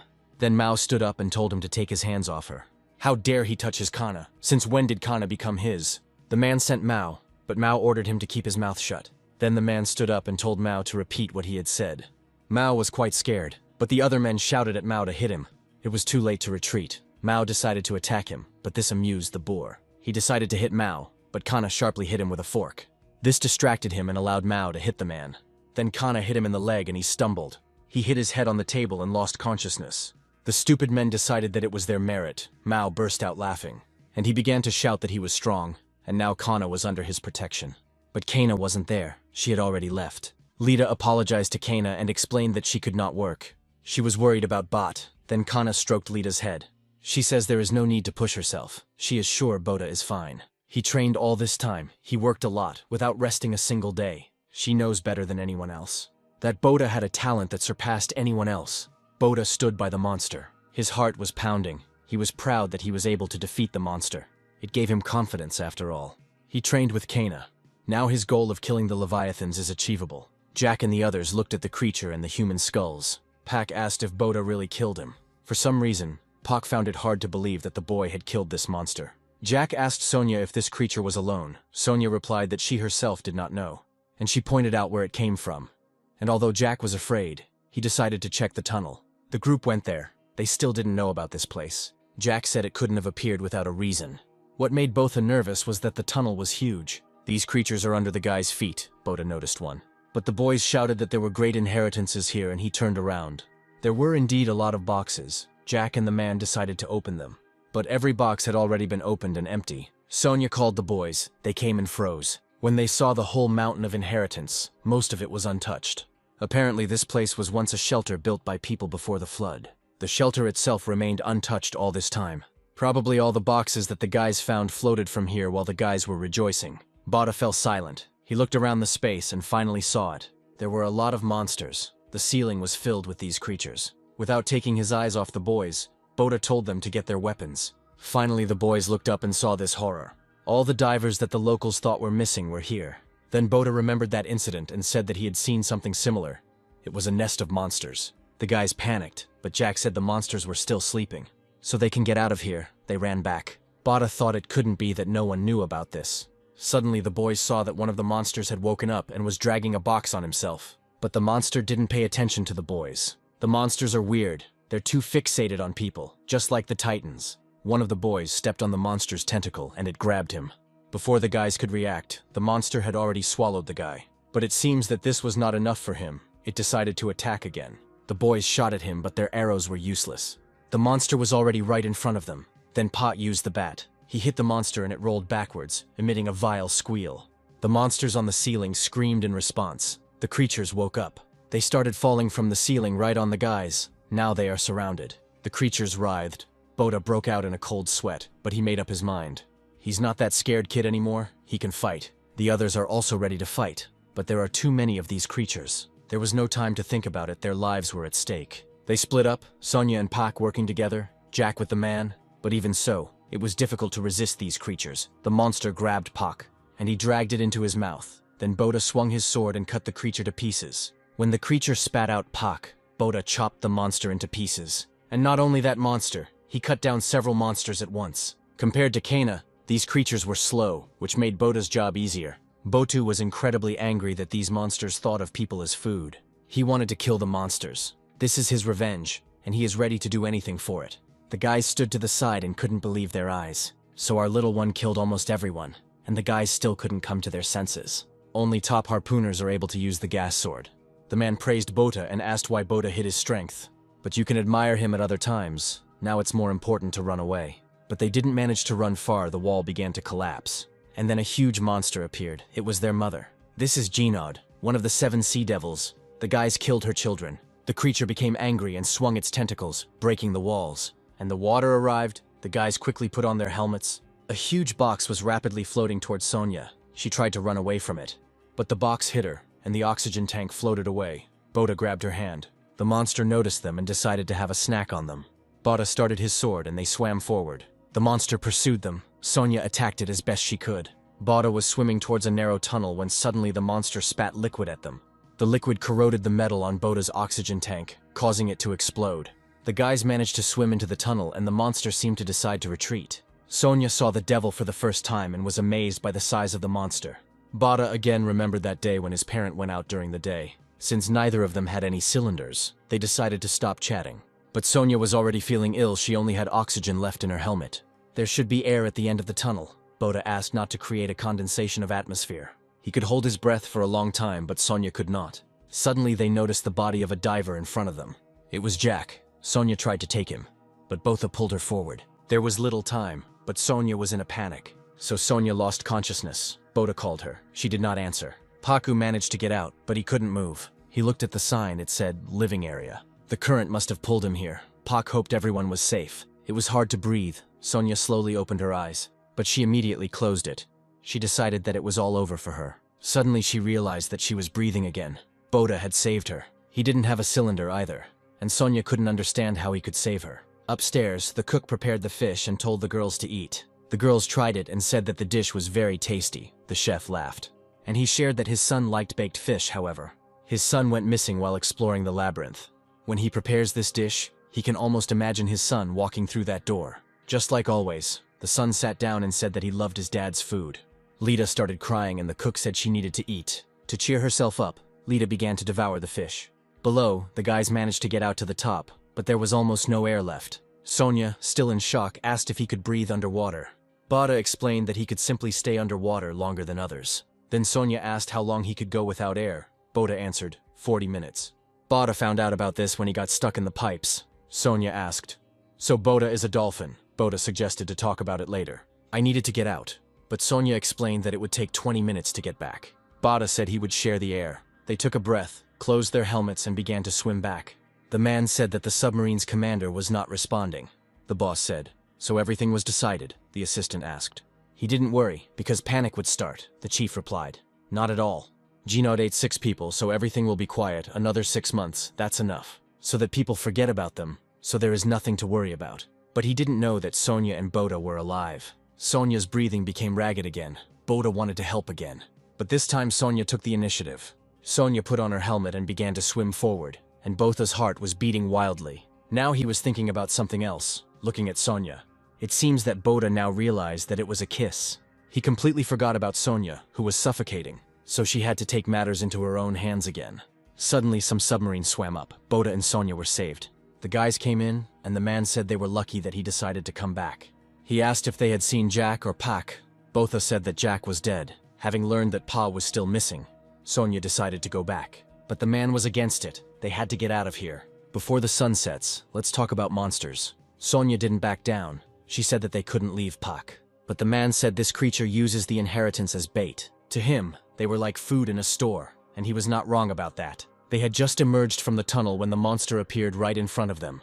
Still, this intelligent creature apparently understood that they were going up. The boat was moving at high speed, but the monster's tentacles were faster. The creature dragged the boat and stared at the boys. The guys urgently needed to come up with something, otherwise they would be finished. The monster began to shake the boat like a ball, and then threw it. It decided to take revenge instead of eating the boys. The monster decided to make fun of them. He drove their boat into the wall. The boat began to fill with water. The monster looked at them. People were living above, but the monster emerged. Although the sun can roast him, people started to run away, but the monster grabbed them, and he put them in his mouth. People couldn't do anything. Other people were trembling with fear, not knowing what to do. The creature grabbed the house and threw people into its mouth. In another part of the village, people heard a noise. Lita pointed to the houses. The monster's tentacles shot up, and the people realized that they were being attacked by a monster. Mao and his friends decided they could handle him with their toothpicks. Kana tried to warn them that the monster could not be defeated that way, but Mao didn't listen and ran forward. Kana told Lita to run to safety. Lita ran away. Kana knew it was a Gnod, one of the 7 sea devils. The man ran to the chief and shouted that a monster had attacked the village. The boss hid his trinkets and ran out onto the balcony, where he saw Gnod. Then the boss realized that it was somehow connected with the guys. The man asked the boss to give an order, but the boss pushed him away. He took his toys and ran away. The man asked where he was going. The chief replied that if Gnod was here, then it was all over. The sun was beating down on the monster, but he was not going to turn back. Kana said she needed a weapon with a long blade, but Mao spoke. If they can handle it themselves, he can be praised for his courage. But they should listen to Kanu. The harpoon is useless against the monster. The monster climbed into the water, and people threw their harpoons at it. People thought the monster had retreated, but it simply picked up speed. The monster attacked people, destroyed houses, and killed them along the way. Mao tried to attack the monster, but the monster hit him, and his friend was killed. The monster chopped up people. Mao didn't even scream. He was trembling. He realized that he could not defeat this monster, and he was sure that a man could not defeat him. Mao was dragged into the mouth. Kana took out her weapon and attacked the monster. The monster let go of Mao. He fell, and Kana fought the devil alone. Kana tied the rope to the harpoon and slid down. Having made a huge cut, the men stood aside. Kana asked for weapons, and Mao obediently gave her the knives. This weapon won't work. The blades are too short. But Kana doesn't have a chance to go home for a weapon. Kana ordered the men to evacuate the residence. The monster depends on the shadows, those who know how to fight. Let them fight him only in the light, the men answered in chorus. That's right. The monster was furious. He pulled Kana's spear out of his body and threw it to the side. Kana deliberately hid her identity. To prevent Busan from finding them, she thought she could protect the children here. She watched Botha grow up. And as Lita grew up over the course of 4 years, she had fun with them. Every day was precious to her. She didn't want it to end. And perhaps because of these happy days, she turned a blind eye to all the warning signs. She needs to remember that monsters are everywhere in their world, and that there is no such thing as a sea without monsters. She reminded herself of her promise. Kill all the monsters in this world. Harpooners protect people, and they risk their lives to protect their homes. The boys woke up and swam upward, unaware of the chaos. They decided that they were safe, but to their horror, they saw a destroyed village. Botha didn't expect the monster to emerge in broad daylight. He was afraid for his family and ran, but heard a child crying. The man took the baby in his arms. His father was dead. Seeing the corpses, Botha became angry and grabbed his weapon, running away. Silently, he prayed that Kana and Lita were okay, and Kana continued to fight heroically alone. The monster couldn't grab her, even though it had plenty of tentacles. Although Kana was doing well, the weapon began to crumble. The people on the tower threw spears, but the monster destroyed the tower. Kana screamed to get the monster's attention, and the monster spat out its goo. The liquid ate away the skin on Kana's arm, but she still fought. The monster hit Kanu. She flew back, breaking everything in her path. Her body was at its limit. The knives were broken, and yet she did not give up. She asked herself to get up. The monster opened its mouth, when suddenly he was attacked. Botha shot at the monster. If only Kane had a weapon like that. Despite her condition, Kana stood up and Botha threw her his sword. In just a couple of seconds, she inflicted a ton of cuts on the monster. She lit up. Kana quickly cut off the monster's tentacles. Then she cut the creature's face, and the monster began to destroy everything. He became furious and decided to run away. Botha ran after him. Kana told Botha to lead the monster to the water. They must keep the people safe. People ran to the tallest building. Lita ran with them but looked back, worried about Kanu. A man ran up from the left and shouted at people to run. The monster ran there, because there was a shadow. Botha shot at him. Hoping to attract attention, the monster decided to eat 2 children. Lita had saved them, but now she was in danger. The creature grabbed Lita and put her in its mouth. Botha ran away. And he screamed Lita's name, but the creature swallowed her. But Botha was not going to give up. He was ready to save his sister. He is ready to do anything to save her. The monster ran into the water. Throwing buildings aside in its path, one of the buildings fell directly on Botha. Botha lost consciousness. He returned to the day Lita was born. Her mother named her Lita, and when she was born, the baby cried like that. As if she wanted to attract the attention of all the monsters, Botha asked her mother to shut her up. Mom handed Lita to Botha. She smiled and Botha was happy. Botha wanted to tell his mother about this, but he saw his father in tears.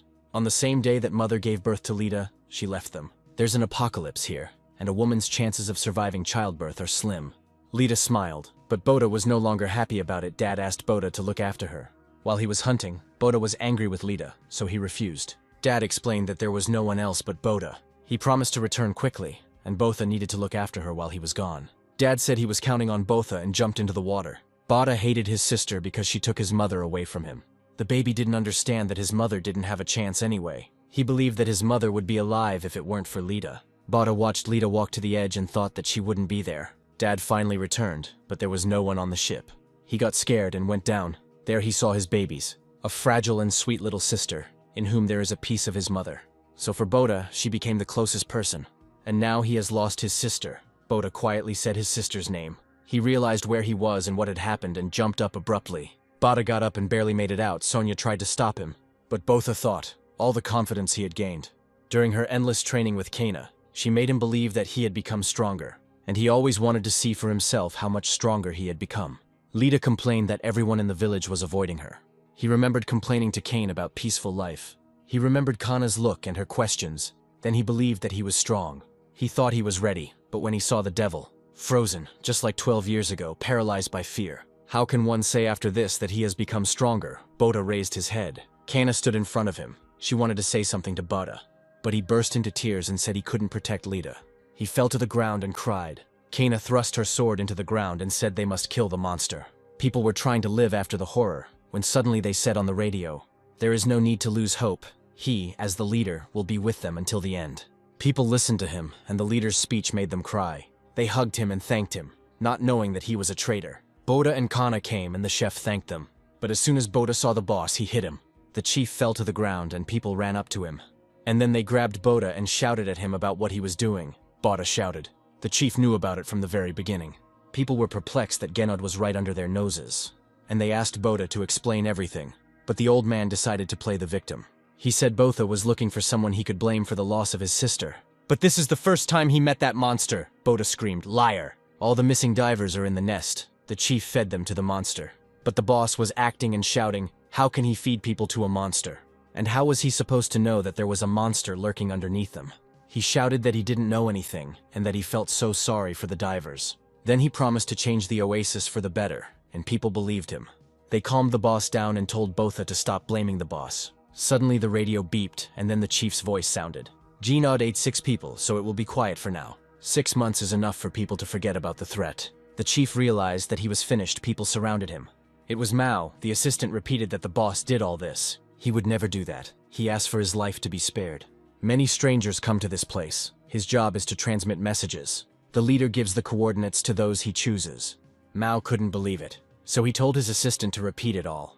The man replied that the boss was choosing who to feed to Genod, and then took their money.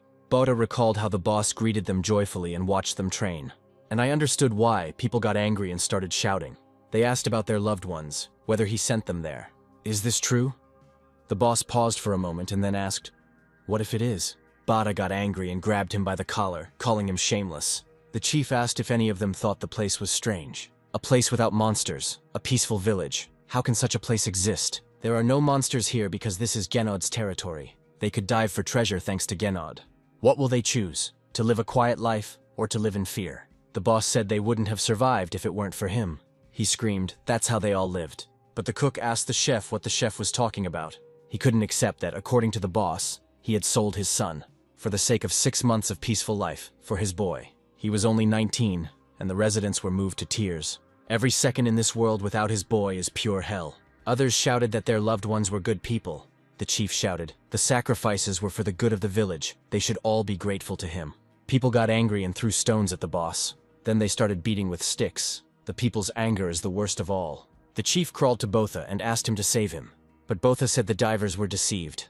They also wanted to live, but they all would never return home. The chief said that he was wrong and asked Kanu to help him. Kana told him, instead of using people, for the sake of inheritance, and sacrifice lives, couldn't he think of another way? The real monster in this place is him. People started beating him. The chief shouted, they are still alive. Those who were kidnapped by Genod could be alive, Botha asked. What does this mean? The chief replied. Genod does not eat the prey. They end up in the nest. If luck was on their side and they were alive, Botha immediately thought of Lita. The thought that Lita might still be alive gave him hope. Everyone asked if it was true. They saw how Genod ate them. They demanded answers. Kana asked how he knew this. The chief said that he was the first person to get out alive. He was a resident of the Hong Kong Trade Union. The typhoon drove them here. By working together, they were able to rebuild and establish a village here. Until one day they were attacked. When he woke up, he realized that they were in a nest. The monster doesn't eat them. It lays eggs in them. It also has a breeding site somewhere inside the shelter. This means there might still be survivors down there. Botha grabbed the chief and shouted where this place was. The chief stated, he will tell if they let him go. Botha hit him. Kana said he was in no position to demand. He would go with them. They recruited volunteers as Kana had requested. They brought everything that might be useful. Mao asked if it was enough. Kana answered, quite. The man showed Kana the torpedo. The engineers put their hearts into it, and they hope it will help Kana. The woman called Botha and showed her the harpoons she had made from a poisonous snake. There are enough of them to knock out a whale. Everyone tried to give the guys something to help. The woman asked Botha to save her husband. Boda promised to do everything possible. People asked to save their loved ones and apologized that they could not go with them. The guys went down into the water, and the chief spoke, fishermen and mechanics. They think they can defeat Genod with this hodgepodge.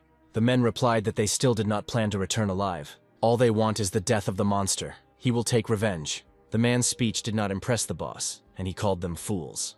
Boda reminded him that not everyone is a coward like the boss. He has no right to look down on a brave man.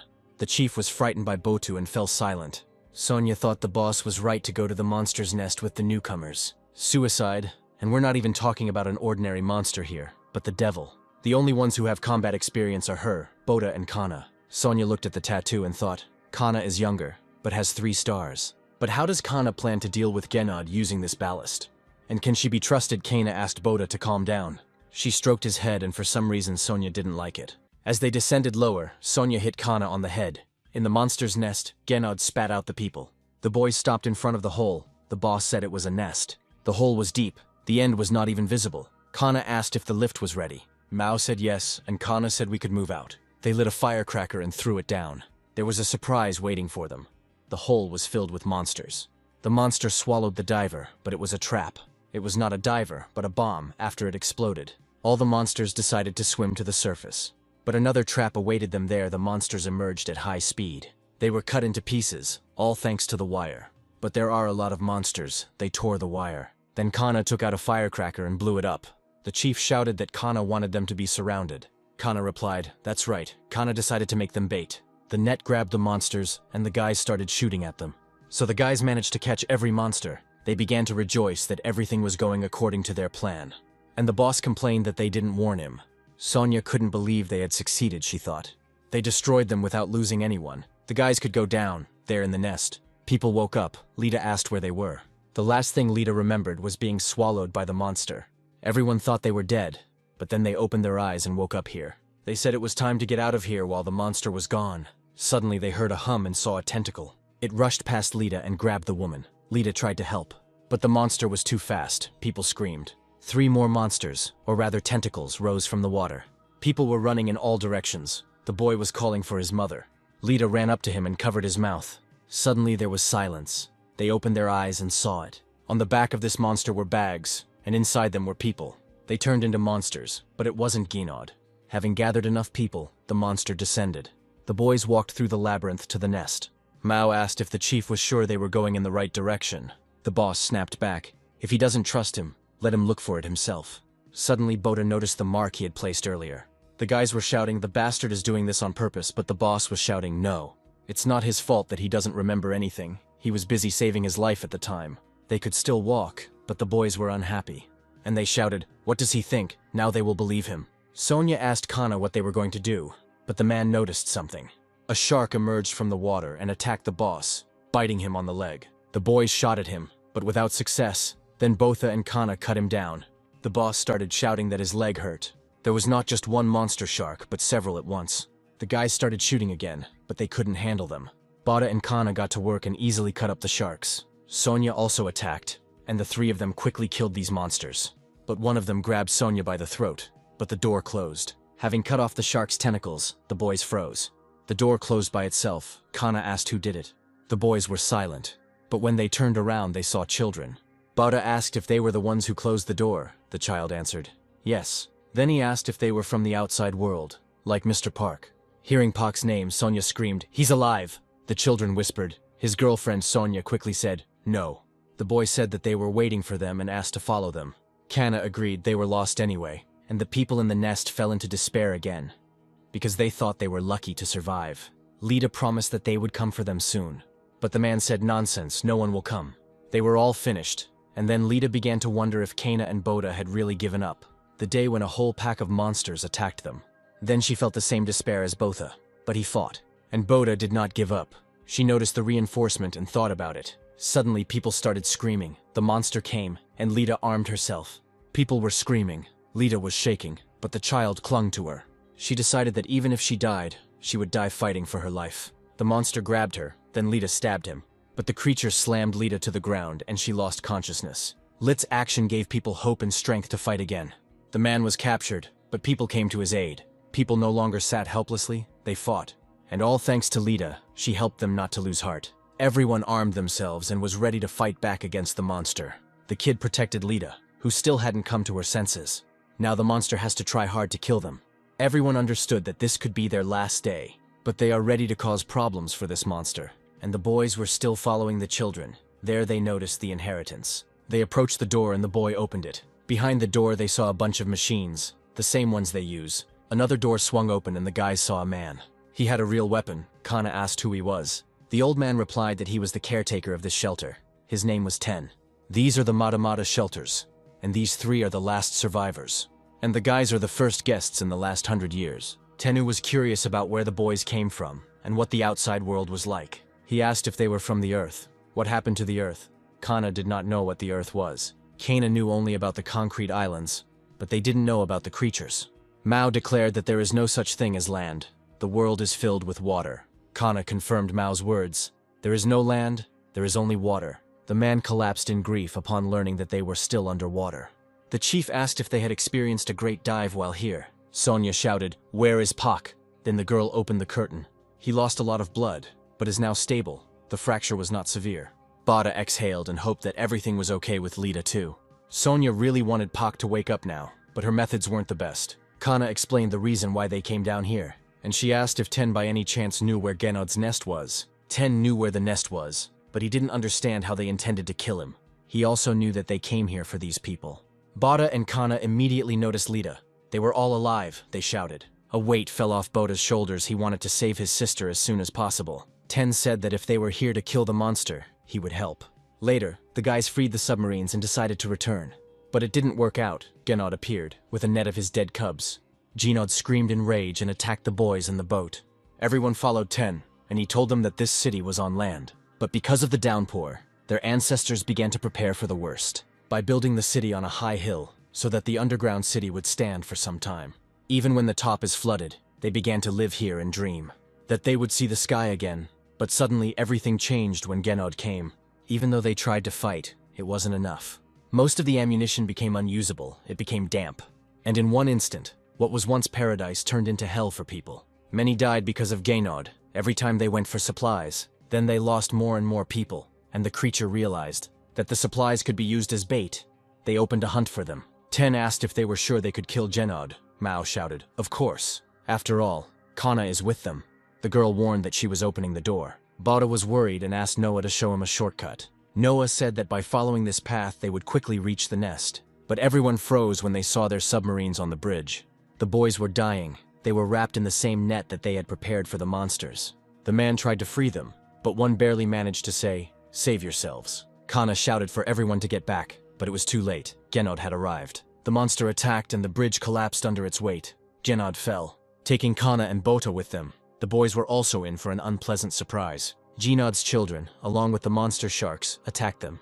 Bota asked where Kana was. She answered, "Somewhere at the bottom," and asked, "Where are the others?" Bota answered, "They are somewhere up there. He is here with Noah." Bota wanted to go down to Kana, but she told him to follow Lita. They don't have time. She can handle it herself. Bota didn't want to leave her.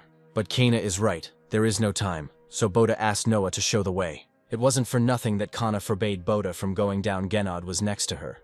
Genod was destroying the bridge, but Kana was already running towards him with swords. She hated this creature that had kidnapped Lita before her eyes. Her Lita, and for this, she is ready to tear Genod to pieces. Kana fought this monster one-on-one. Genod managed to hit Kana and she slammed into the wall. The monster struck again. But he can't kill Kanu so easily. She is incredibly strong. She cut its tentacles into slices and the creature fell down. Out of desperation, the creature began to spit its liquid at Kana. Kana avoided the muck and cut the bridge. Then she hit the piece of the bridge. Bridge thrust into the monster with all his might, and then Kana herself attacked the creature. The creature screamed in pain. Then Kana chopped off its pathetic head. As promised, Kana cut the creature down. She is a heroine. Kana was going upstairs when suddenly someone extended a hand to her. It was Pak. He finally woke up and asked where the others were. And the rest were in ambush. A bunch of monsters attacked them from all sides. They tried their best, and at least they succeeded a little. They could use some help, because there's no end to the monsters. Unfortunately, one guy was eaten by the monster right in front of Mao. The boss escalated the situation with his complaints and shouting. Sonia told him to shut up and swung her sword right in front of him. She advised them to help them instead of whining, but the boss sent everyone away. And he decided to just run away, leaving the guys behind. He ran to the door. Suddenly it opened itself, and Jacko was standing behind it. Which was strange because he died, but Sonia was too happy to think about it, and the boss scolded Jack and blamed him for everything. He blamed Jacko for Genod's attack on the village. Jacko began to twitch strangely. Of course, Jacko did not survive, but turned into one of the monsters. He pounced on the boss and bit him on the throat, blood spurting in all directions. Soon the chief's legs stopped twitching, and he himself became silent forever. And the guys froze in shock and didn't know what to do. Ten explained that he was infected, and no longer the man they knew. It was hard for Sonia to accept this, because Jack accepted her into the team. He wanted to find a cure and save people from the fish plague. Sonia reminded that she was a mercenary, and her work was not cheap. Jack promised that she and Pa could take anything they found during their dives.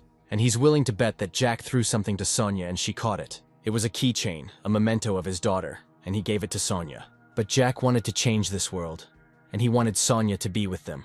And that's what happened to him. Sonia couldn't accept that Jack was no longer there. She called him and said, "He remembers her, right?" Mao tried to stop her, but Sonia brushed his hand aside and continued shouting at Jack that they wanted to find a cure together that would save people. Suddenly, Jack began to scream madly and tremble even more violently. Suddenly, he was torn apart. He finally turned into a monster.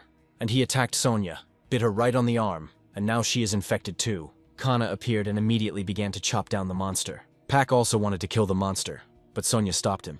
She still hoped that Jack was alive or could be saved. Then Pac froze when he saw Jack's face, but not Kan's. She continued to chop at him, but then Pac stopped her. Pac asked Kana to give them a minute, but she punched him and ran towards the monster.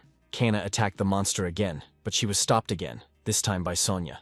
Sonia continued to insist that it was not a monster, but Jack. But Kana understood that this was not so, and yet Sonia did not let her go. She begged Kana to leave Jack, even in this state. Then the monster attacked the girls again. Sonia asked him not to do it, and Kana moved from words to action. She instantly cut the monster into pieces. Sonia looked at this in horror, remembering their conversation.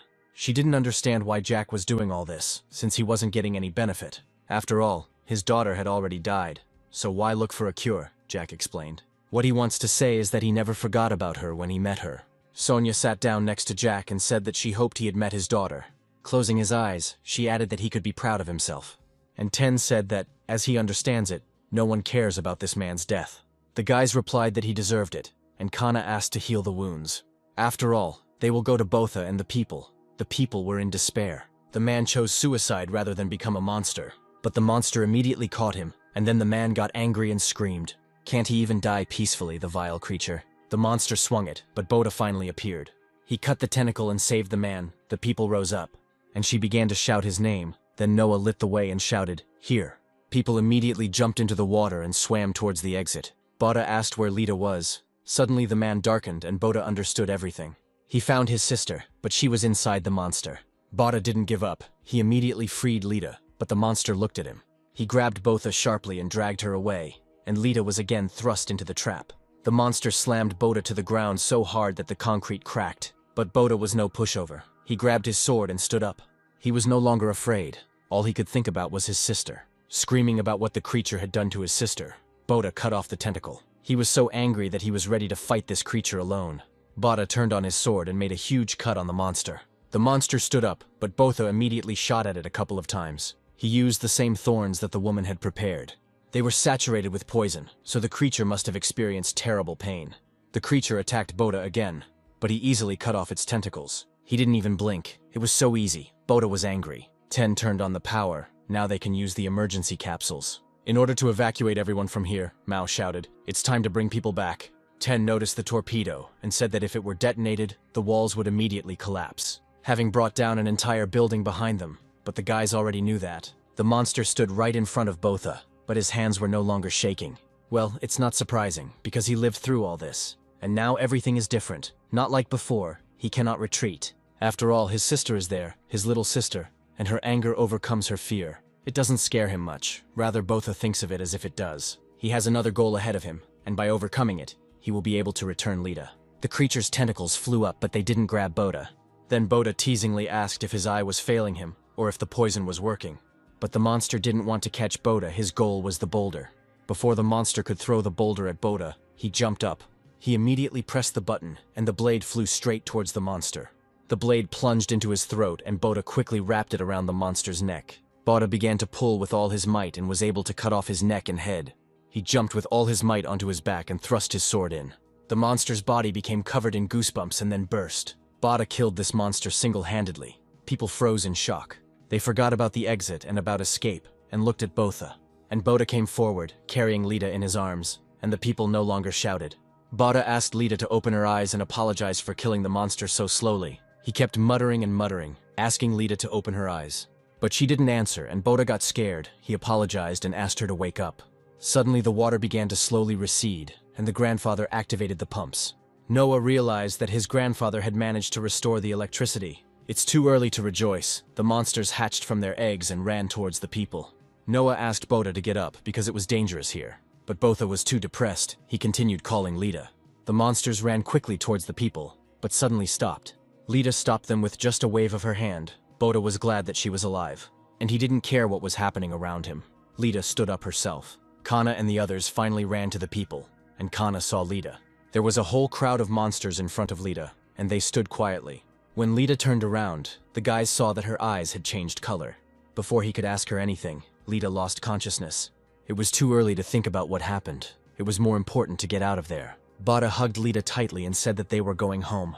But others were not so happy about it, given what had happened. They were worried that Lita, like Jack, would turn into a monster. Bada himself understood this, but he didn't want to believe it. She was too valuable to him. Kana didn't say anything yet, but she also had doubts. She realized that Lita looked the same as the infected Jack. She may be more infected than Jacko, but thanks to her, they got out. She wanted to find out what happened there. The guys climbed into the boat, but Ten suddenly told them to go without him. Noah and Leah were against it, but the grandfather quickly closed the boat and explained. He is too old to adapt to a new life. Unlike them, the children cried and called for their grandfather, but he pressed the button, and their boat sailed upward, the grandfather apologizing for not being able to go with them. He hoped they would understand one day that this place was everything to him. Ten believed that the children had a bright future ahead of them, and there was no point in wasting it in this place. From now on, Noah and Leah are the last survivors of the underground city. There is no need to be afraid. They can live in a new world with other people. The kids burst into tears when they saw the endless sky they had heard about from Ten. And Ten dragged the torpedo to the frozen monsters, repeating, his comrades, brothers, friends, son, and finally his love. The monster took everything from him. He never forgot it. His hatred only grew, and the reason he still lived. It was for this moment. It was for his people. Ten started the torpedo. It began to hiss and then exploded, fire filling the entire nest. The walls collapsed. Water gushed overhead. The city was destroyed. People noticed the boats and ran to greet their friends and family. The kidnappers were reunited with their families. People were happy and only Botha was gloomy. The man asked what was wrong with Lita. Botha lied that she was just tired. Then the others told the man what had happened. Sonia asked Kana what she was planning to do. Rumors spread quickly. She saw Jack. If this happens again, the village will be in danger. What if Lita destroys this place? Kana just asked. Sonia thinks so. Suddenly the water began to boil and the inheritance floated to the surface. People started to rejoice, and Kana declared that this child would not destroy this place. Sonia saw it herself. They got out of there, thanks to Lita. And perhaps this child is the key to the solution. People thanked Kana, but she was modest, saying that it was a joint effort. Mao said that she didn't need to be modest. Everyone was grateful to her. Then he asked how Lita was. Kana replied that she was still sleeping. Like a newborn baby, only it wasn't. Pak was still angry about Jack's death and said he was interested. Will she be human when she wakes up? Or will she become a monster? Like Jack, considering she spent most of her time in an egg. Apparently they were infuriated that Lita was still human, unlike their friend. Sonia was angry at Kana, who saved her life by killing Jack. She asked what Kana would do when Lita became a monster. Bada sat next to Lita, without blinking, and waited for her to wake up. He had another dream where Lita was crying alone on the ship. The little girl, crying, said she asked him not to leave. Bada apologized and promised that he would never leave her again. But Lita turned into a monster and attacked Botha. Bada woke up in horror from this nightmare and tried to calm down. Turning around, he saw that Lita had woken up and was sitting silently. Kana returned home wondering if Lita would become a monster. Would she be able to kill her with her own hands? She opened the door and froze. She saw the children sitting quietly at the table. Lita greeted her. Lita ran up, hugged Kana tightly, and apologized for making her worry. Kana exhaled and hugged Lita back, the family together again. Later, Lita explained that after she ended up in the egg, her consciousness began to fade until darkness completely enveloped her. Suddenly she heard someone calling Lita, but she forgot that it was her name. Then Mom appeared and she repeated Lita's name. Bada asked if she saw her mother. Lita answered that she doesn't remember her mother, but she can say that it was definitely her. Her mother was protecting her. Despite the fact that Mom died because of her, Boda objected. Mom did not die because of Lita, but Lita knew that her mother died immediately after giving birth, and she blamed herself for her death. She tried the food and said that the mackerel was very tasty. Kana said that the chef prepared it especially for her. Lita was glad that she could eat his food again. Boda looked at his sister affectionately and was glad that Lita was the same. But Lita lied. In fact, the food tasted disgusting to her. Now Lita couldn't eat human food. Lita was hungry. She caught a fish and began to eat it and drink its blood. For some reason, raw fish seemed very tasty to Lita. Suddenly, she smelled something and ran towards it. The smell was incredibly pleasant to her. It drove her crazy. My mouth just can't stop watering at the thought of eating this. She was ready to eat everything, but she swam to the corpses. And that smell was human blood. Lita was scared of herself. But the monastic side of Lita prevailed. The smell attracted her madly and she couldn't stop. Suddenly a man appeared and kicked Lita to the side. Then he asked what a brat like her had lost here. It was that same pirate from the cafe and he remembered Lita. The man asked if he should kill her. The pirate said there was no need to rush things. They will not be able to escape the stigma of pirates if they continue to behave like this. The pirates killed the guards who were protecting the inheritance. Lita tried to run away, but the pirate grabbed her and ordered her to shut her mouth. Otherwise he would kill her. But Lita bit the pirate on the hand, and she really liked the taste of blood. She froze and licked her lips. The pirate realized that she was the infected one and decided to tease her. Lita couldn't stop. She really liked the taste of blood. She began to lose control, but the pirate was only amused. Then Lita simply cut off his head with one hand. The other pirates started shooting at her, but she dodged the bullets. And then she killed one pirate after another, unable to stop herself. The pirate took out a knife and waving it, shouted at her not to come closer. But Lita calmly grabbed his hand and squeezed it. She was hungry, madly hungry, and she was going to eat him. Suddenly Mao and the others appeared. They came to the screams. The pirate shouted, "Sea monster." Then the men took out their weapons. Mao raised the flashlight and saw Lita, even though she was trying to cover her face. The pirate took advantage of this and plunged a knife into her shoulder. Then her hand began to change shape, and Lita screamed madly. Mao couldn't shoot Lita, but Sonia appeared and she wanted to take revenge on Kana. She said that she would deal with it herself. She would do it quickly. Lita attacked Sonia and she repelled her attacks. Lita fell, but she immediately stood up. Sonia shouted to Lita, "Calm down. Otherwise it will only make things worse. She has no other choice. Since she is no longer human, she will do everything quickly." Sonia prepared to attack Lita, but Boda stopped her. Then Sonia screamed. It was too late. She was no longer her sister. Boda didn't listen to her. He asked Lita. She can hear him, right? He knows she can hear, but Lita attacked her brother. But Boda didn't run away or attack Lita. He just hugged her. He repeated that he was nearby. Everything would be fine. Lita bit Boda. She nibbled on Boda's shoulder, but he didn't even wince and continued speaking. That he is there and will never leave her alone again. They are family. Otherwise he wouldn't have come here, so let her return to him. Lita found herself in the darkness again and someone was calling her there. Then Lita began to remember moments from her life. And she remembered who she was. The liquid on her hand began to decrease. She burst into tears and asked Boda for forgiveness and explained. She didn't want this. She believed that she shouldn't have been born. If it weren't for her, my mother wouldn't have died. And my father and Boda always missed my mother. Because she loved her dad and Boda very much. And because she felt guilty. She tried her best so that they would not hate her. She wanted to be a good girl, loved by everyone. But now, she had become a monster and didn't know who she was or what to do next. She screamed that she was a monster. Boda said that it was not so. She was. And will always be his little sister. Kana stood at the top. Then she realized that she couldn't kill Lita, even if she was a monster. Is it really true that Lita will never be able to become human again? Although no. There is another way. A doctor from the Busan Union. Maybe he can cure her. In that case, they will have to return to the Busan Union. The very next day, the boys got ready to sail away from the village. Mao asked Kanu not to leave because they needed a leader. She is the only one among the people who could be the head. People begged Kana not to leave. They were scared. Kana stated that one person is not enough to change this place. There were people who led the charge against Genod when he attacked. There were also those who shared food and helped each other. There are already plenty of great leaders here, and Kana's speech amazed the people. The chief said they loaded the boat with medicine and equipment. He thanked Kanu and Botu for saving the village. They will give their all to make the village better, and the guys can come back whenever they want. There will always be a place for them. The children called Lita and holding out flowers, thanked her for saving them. Then Lita remembered that these were the children she had pushed away. Lita wanted to hug them, but their mother ran out and grabbed the children. Well, the expected reaction is that the mother is protecting her children. The boss said that for him, Lita remains a kind and hardworking girl. And when he recovers, let him visit the village. Sonia told them to wrap it up. It was time for them to sail away. Kana thanked them for taking them with them, Sonia responded. It doesn't matter, they're on the same path anyway. Mao started crying here. The boys sailed away, and people waved to them from the shore. That's how they said goodbye to the port. Pak asked if it was necessary to take them with him, Sonia answered. Maybe yes, or maybe not. But in any case, she was interested in what would happen next. Lita was infected, but she was able to come back as a human, and then she thought, what if she could be the key to finding a cure for the fish plague? But this is what Jack wanted, so Sonia wants to finish the work Jack started. Pak said that Jack would be proud of Sonia. Suddenly the door opened. The kids were happily looking at the ship, Sonia asked. Why did Pak take the children with him? Pak replied. They saved their lives. And they said that they wanted to look at the world, Sonia asked. He supposedly became their father. Pak asked if it was so obvious, then happily ran to his children. Sonia asked how they were supposed to find the Busan Union in the ocean. Kana replied, the Union is heading to the trading port at this time. In order to exchange goods, Kana wanted to enter the coordinates. But Sonia hit her on the hand and said, Kana apparently still doesn't understand. The captain on this boat is she. Kana was confused and still answered.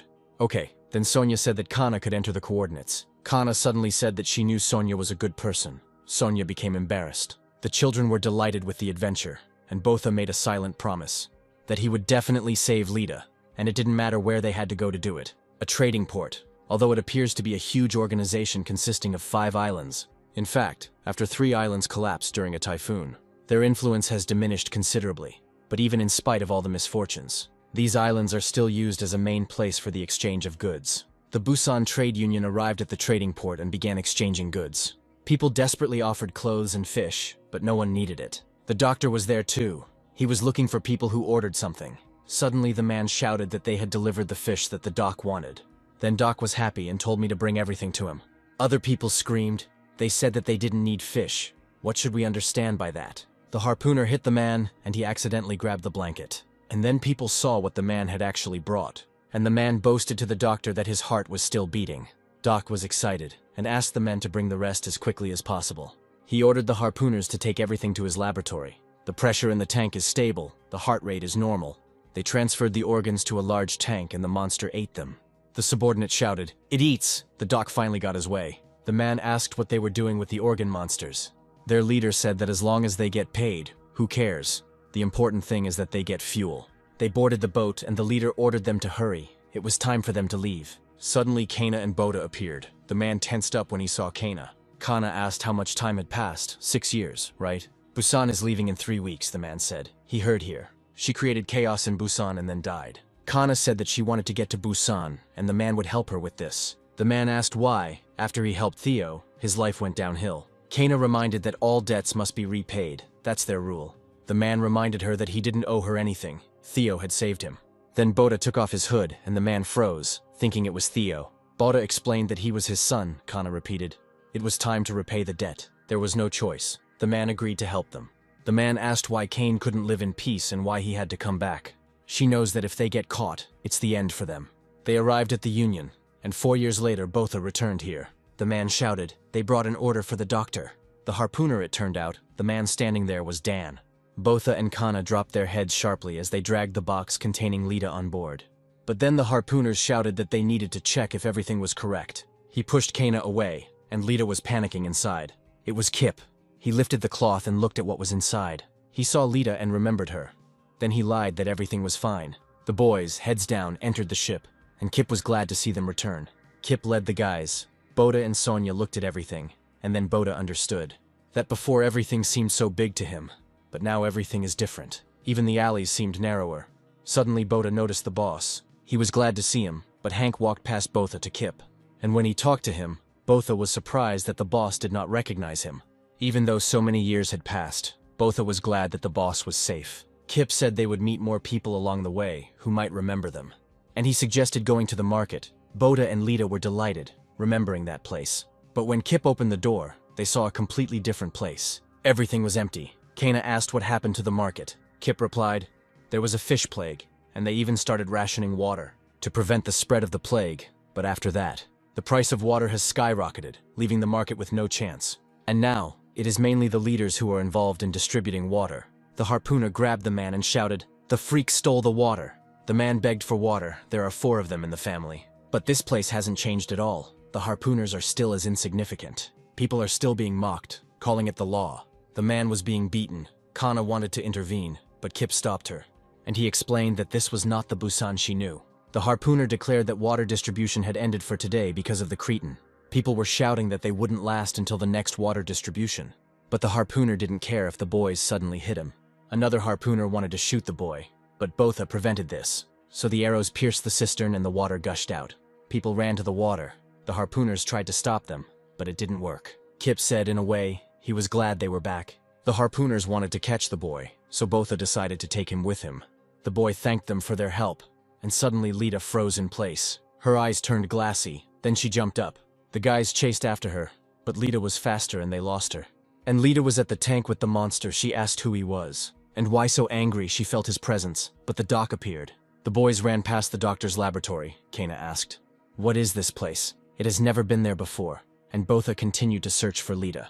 He looked around the corner and saw Lita, with a doctor next to her. And Doc said that this child was quite interesting. Although the mutation continues to attack, it still retains its human appearance. There are 2 worlds in her body that fight each other. Meanwhile, Dan saw the mess the boys had made. Dan didn't change. He punished his colleague for letting the guys go. Then he ordered the others to find and bring the boys to him.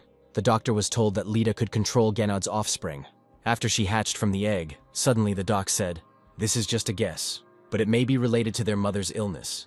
The guys froze, this ability and her miraculous recovery from mutation. All this thanks to the fish plague. Sonia asked how the infected mother gave birth to a healthy child. Doc replied, it was a miracle, or she held out until the very end. And the fact that they returned here after being charged almost seems like fate. The plague spread and killed countless people. And everyone thought that the plague appeared without a reason, but he disagrees. This disease has already spread throughout the ocean. It all started 130 years ago, when a comet crashed into the moon. Having broken it into pieces, a natural cataclysm began on the Earth. Naturally, there were some infections from space. Any sea creature that was infected mutated into monsters, and anyone whose body rejected this change became ill with the fish plague. Bada asked how his mother got infected. The doc replied that the plague had spread throughout Busan 15 years ago, and the one who paved the way for this tragedy. There was their mother, Larissa. She came from an influential family. She was also the kind of girl who didn't like boring things. Basically, she spent most of her time with people from the lower class, and she loved exploring ruins with divers. That's who Boda took after. So the parents met. Larissa collected things for the collection. Dad said Busan would soon be filled with her things. Then Mom suggested buying them a small boat. One day, Busan was exploring the ruins, and it was Larissa who found him. Larissa brought the iron egg to the doctor, and the doctor was delighted. He had never encountered anything like it. He wanted to run tests. Patient 0 was a diver who participated in the dive with Larissa. Then 2 people, 5, 10, the number continued to grow steadily. Fear gripped the ship, diseases with a 100% mortality rate. Things weren't going well, and people started blaming the refugees and throwing them off the ship. They were thrown into the water, and all the others could do was watch silently. But in that situation, Busan had no choice but to kill everyone. To live, however, this angered people, and then the coup began. They claimed that there was no plague, that the upper-class people were just looking for an excuse. To get rid of them, the harpooners killed the protesters. Theo was not the kind of person to stand aside and watch silently. He stopped Dan, but he declared that Theo was also a traitor. Theo fought for the refugees, and under his banner, many lives were saved. Larissa asked the doctor to tell her that all the infected were from her team. The number of infected people has stopped increasing. They must stop this. But Doc said the top brass knows about it. They just want to commit genocide. At the same time, Larissa noticed that she had also become infected with the plague. Due to betrayal, they eventually ended up leaving Busan. But the plague continued to eat away at Larissa. She couldn't survive the mutation, but somehow gave birth to them. He is sure that with the mutation she passed on special traits to them. But they didn't know about that anyway, did they? Boda remembered about holding his breath. Therefore, the female Genoda chose Lita as her successor. But her mutation was interrupted because Boda took her early. And this flaw brought her to perfect balance. Doc found himself a test subject and he wanted to study Lita. Kana asked if they had a way to cure Lita. But the doc didn't want this. He asked why. She was perfect. How much longer, in their opinion, will humanity survive on a land covered with water? Sooner or later, all the islands will be engulfed by typhoons, and the ships will end up rusting and will no longer be able to stay afloat. Humanity doesn't have much time left if they want to survive. I'll have to change. Suddenly the monster started knocking. Bada asked what was inside the thing. Doc offered him to take a look. Kana and Boda came up and saw this monster. Boda realized that he had seen this monster somewhere before, but he couldn't figure out where. And then Boda saw that the monster looked like his father. And the doctor said he would help them, Kentars. Boda was horrified and asked what he meant by this, why he brought him back to life. Doc said it took 4 years before he could feed himself. Also, he is a worthy specimen. Kana said he is dangerous. He's one of the 7 sea devils, the doc said.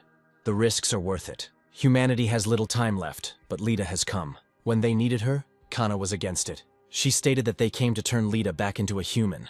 Doc asked. Kana says that Lita is no longer human.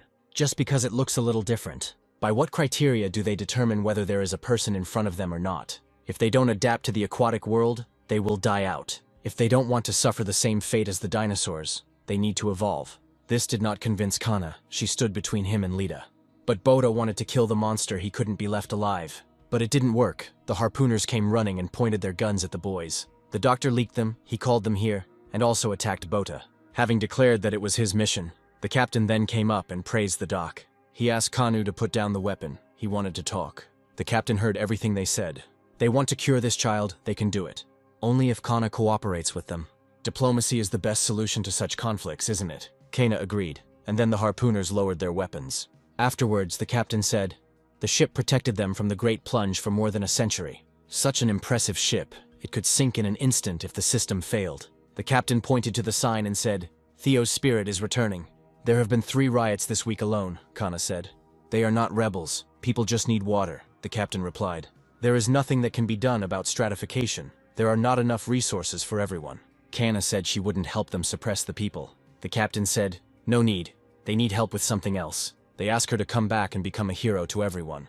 He can't give people resources, but he can give them hope. However, hope has no price. Kana is truly impressive. She grew up as a refugee, became an ace among harpooners. She is perfect. To play the role of a hero, to give hope to the people below. Kana refused, but the captain reminded her about Lita.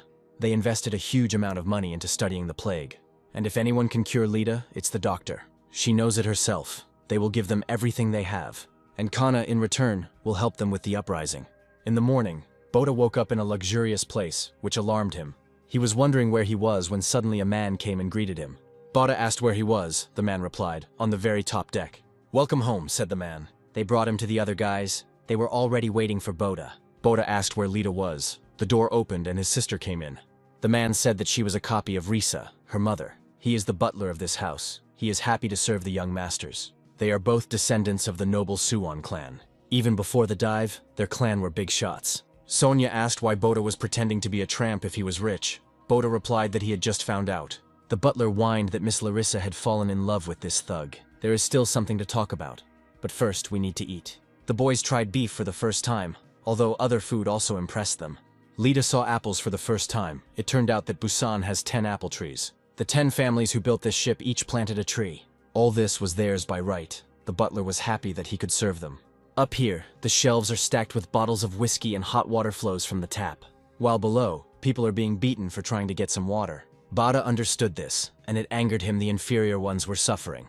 While the top brass is enjoying life, Botha is deep in thought. Do all the upper classes really live like this, simply because they were rich 100 years ago? Suddenly Botha remembered about Kanu and ran out. He was worried that something might have happened to her, where she was.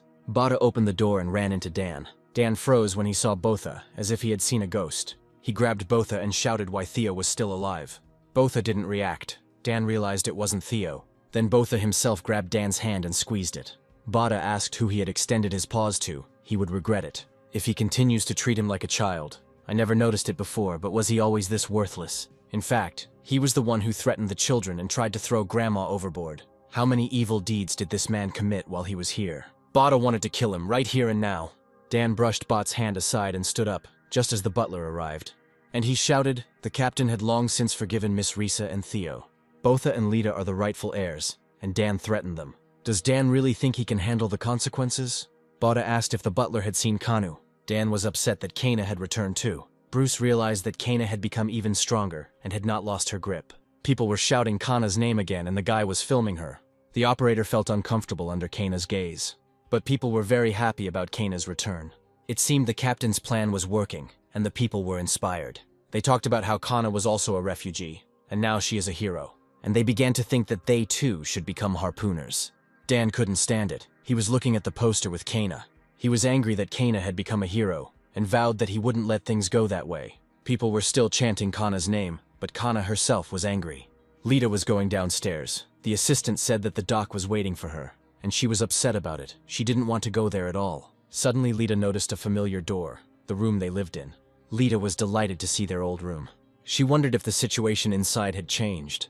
She quietly made her way into the room, and nothing had changed there. What made Lita happy was that she lived here with her brother and watered the flowers, and these flowers sprouted. Lita admired them. Suddenly a boy appeared and greeted Lita with displeasure. Lita got scared and asked for forgiveness. She didn't know that anyone lived here. The boy said, "But they live here." Suddenly they remembered each other. His name was Kim. He didn't expect to meet Lita so soon. Kim asked if she had lived here before. Lita replied, 4 years ago. He and his brother were the ones who grew this plant. Her brother said they symbolized hope, but she didn't think so.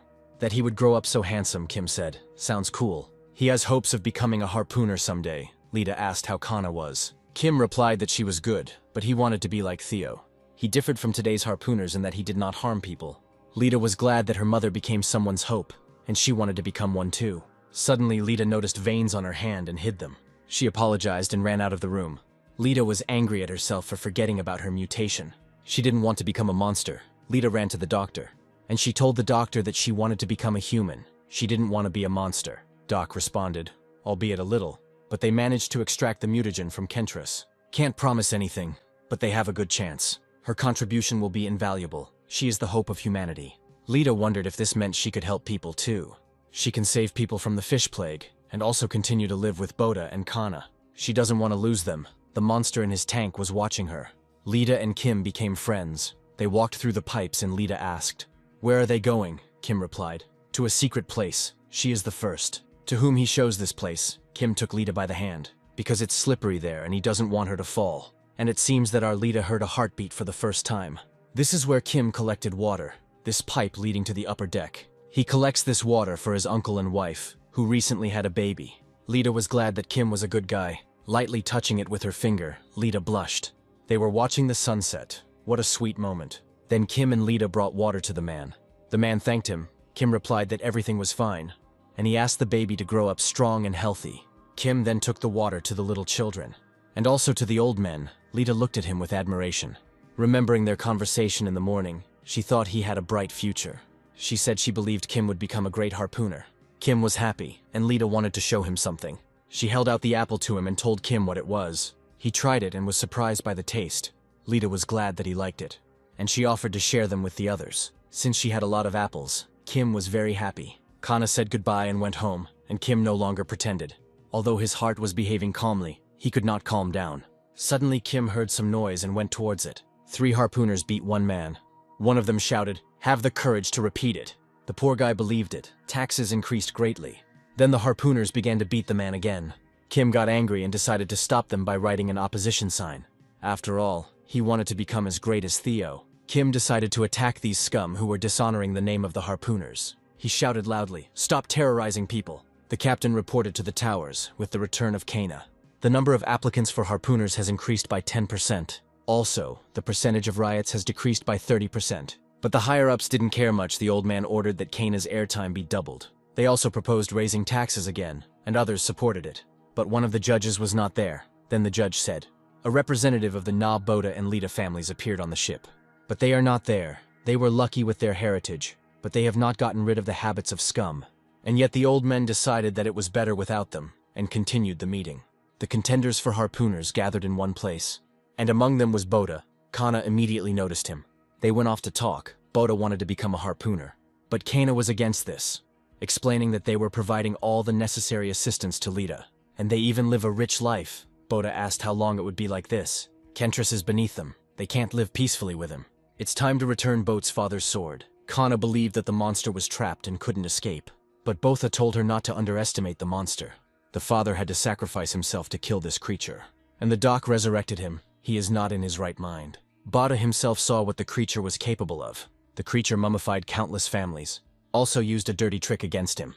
Kentress is different from other monsters in many ways. He is the embodiment of the devil. He knows how to play with the human mind, and it can do a lot if you don't handle it carefully. Doc is probably already under his influence. It's not the monster that's locked up with them. It's they that are locked up with it. Down below, the guy asked if the doc wanted to take a rest, but the guy, not knowing the situation, simply said, "That doc is such a hard worker, but he wasn't Doc." Bada was right. Kentress had something in mind and had already started acting.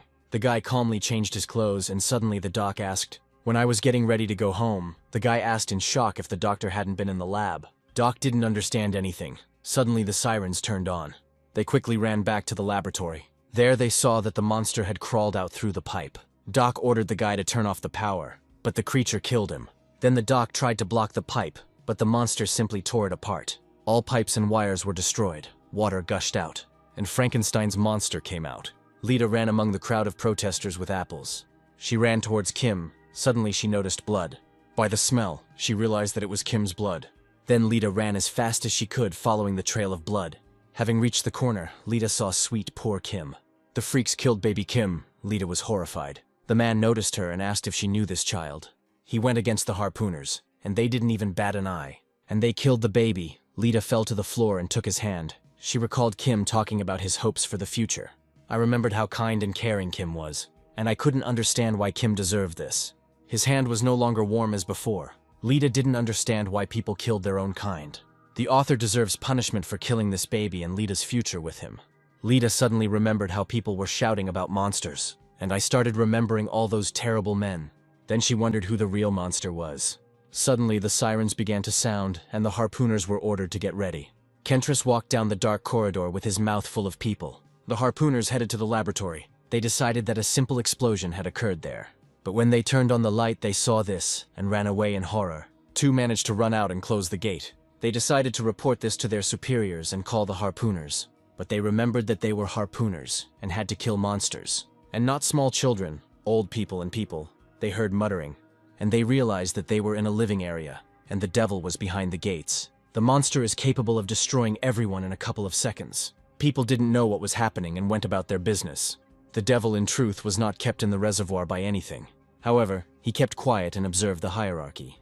And for people absorbing knowledge, the devil easily opened the gate and made his way into the living area. The contented creature killed people for fun. It didn't even eat them. The creature just killed them.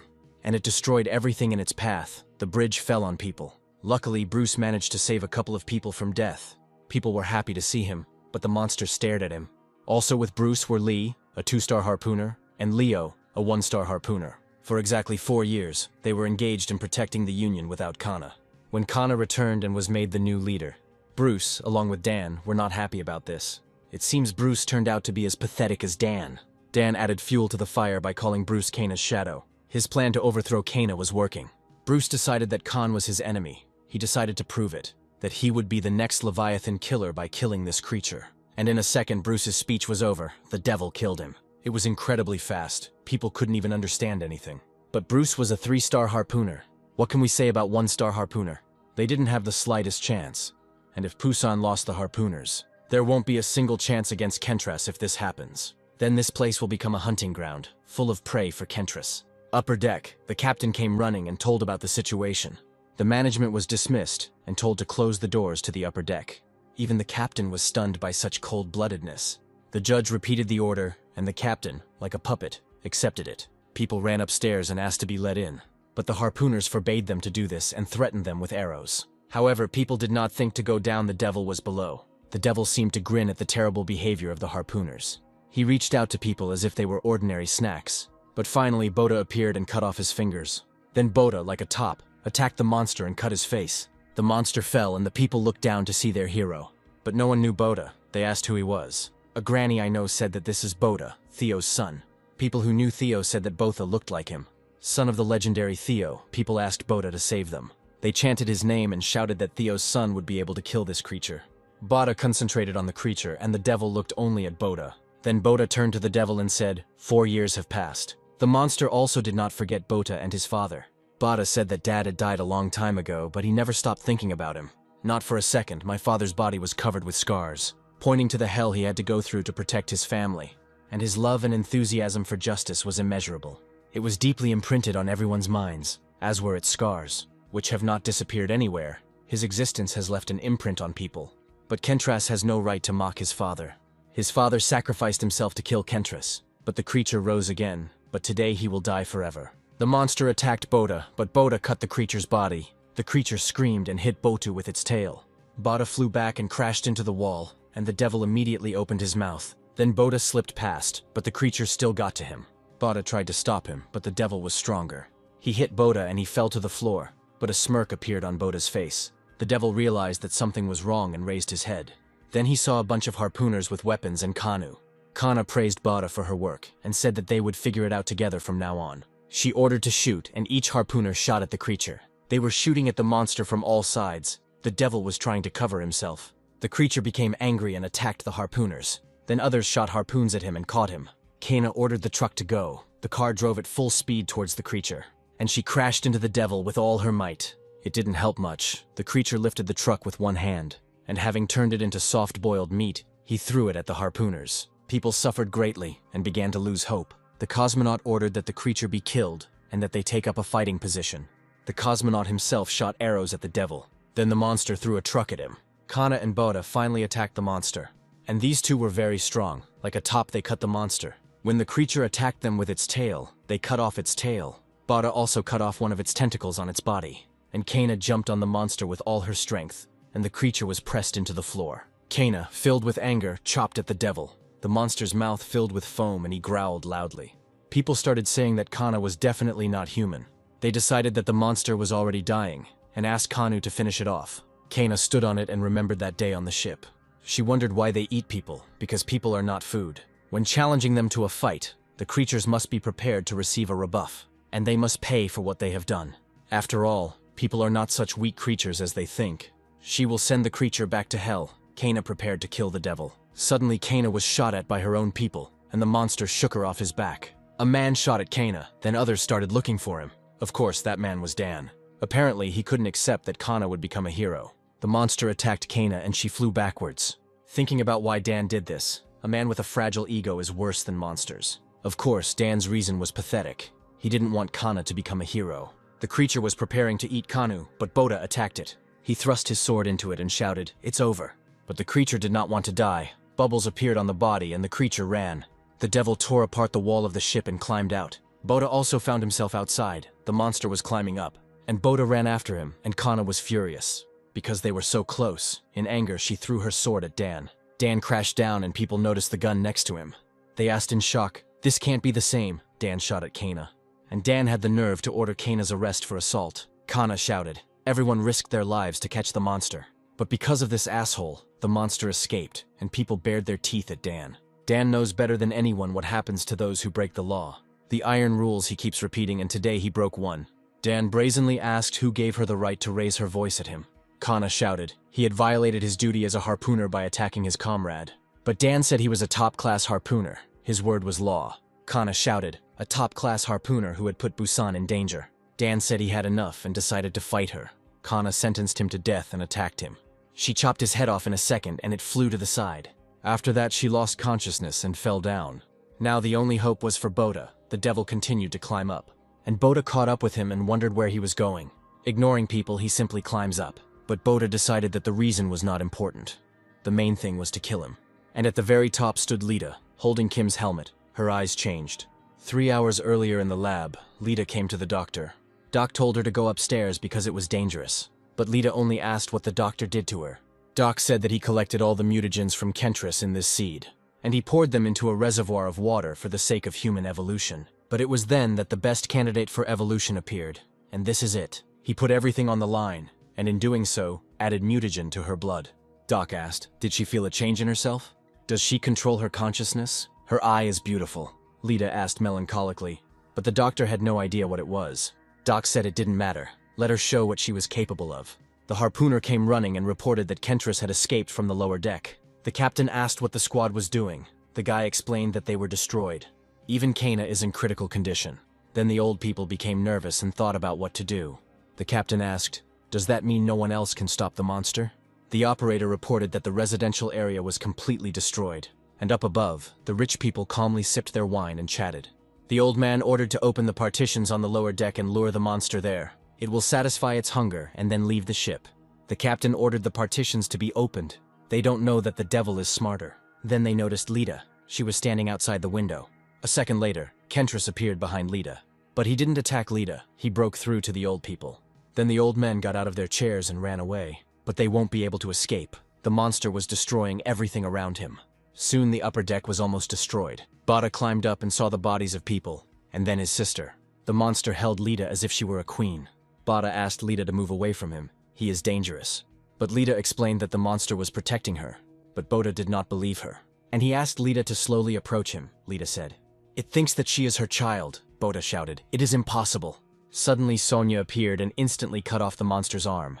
Then, pulling Lita towards them, they ran away from the monster. The monster ran after Lita, but the crane crashed into it. After this, Bada cut open the monster's belly. Bada was not going to stop there. He plunged his sword into him, and with it he rushed down, destroying the ship. The monster could no longer move. Its insides were spilling out. Bada barely got up, and suddenly Kana appeared. Without thinking twice, Bada pierced her with his sword. Bada immediately realized the deception, and wouldn't fall for it a second time. Moreover, it missed a detail. Kana is not smiling. Bada cut the monster's tail and shouted, "It's time to accept your death." He pierced the monster with his sword and ran forward. Bada jumped on the monster's face and cut it open. The monster's face simply exploded. The creature deserved to die more than twice. The entire battle was broadcast. Bada was able to kill the devil, who killed. People rejoiced that the monster was no more. Kip was there too, and he told the cameraman to film Bada. And it seemed like Kip was very proud of Botha. Now was the moment when the Leviathan killer was born. Bada ran to his sister and shouted if she was wounded. Lita said that she was completely fine. She looked normal. Bada exhaled, seeing that Lita's eye had returned to its former state. Lita asked why she was sad about Kentris's death. Bada still didn't believe that the monster had gone to Lita, but he didn't run away to the sea. Then he asked if it was Lita who called him. Why? Lita answered. Did people take away her nest and offspring?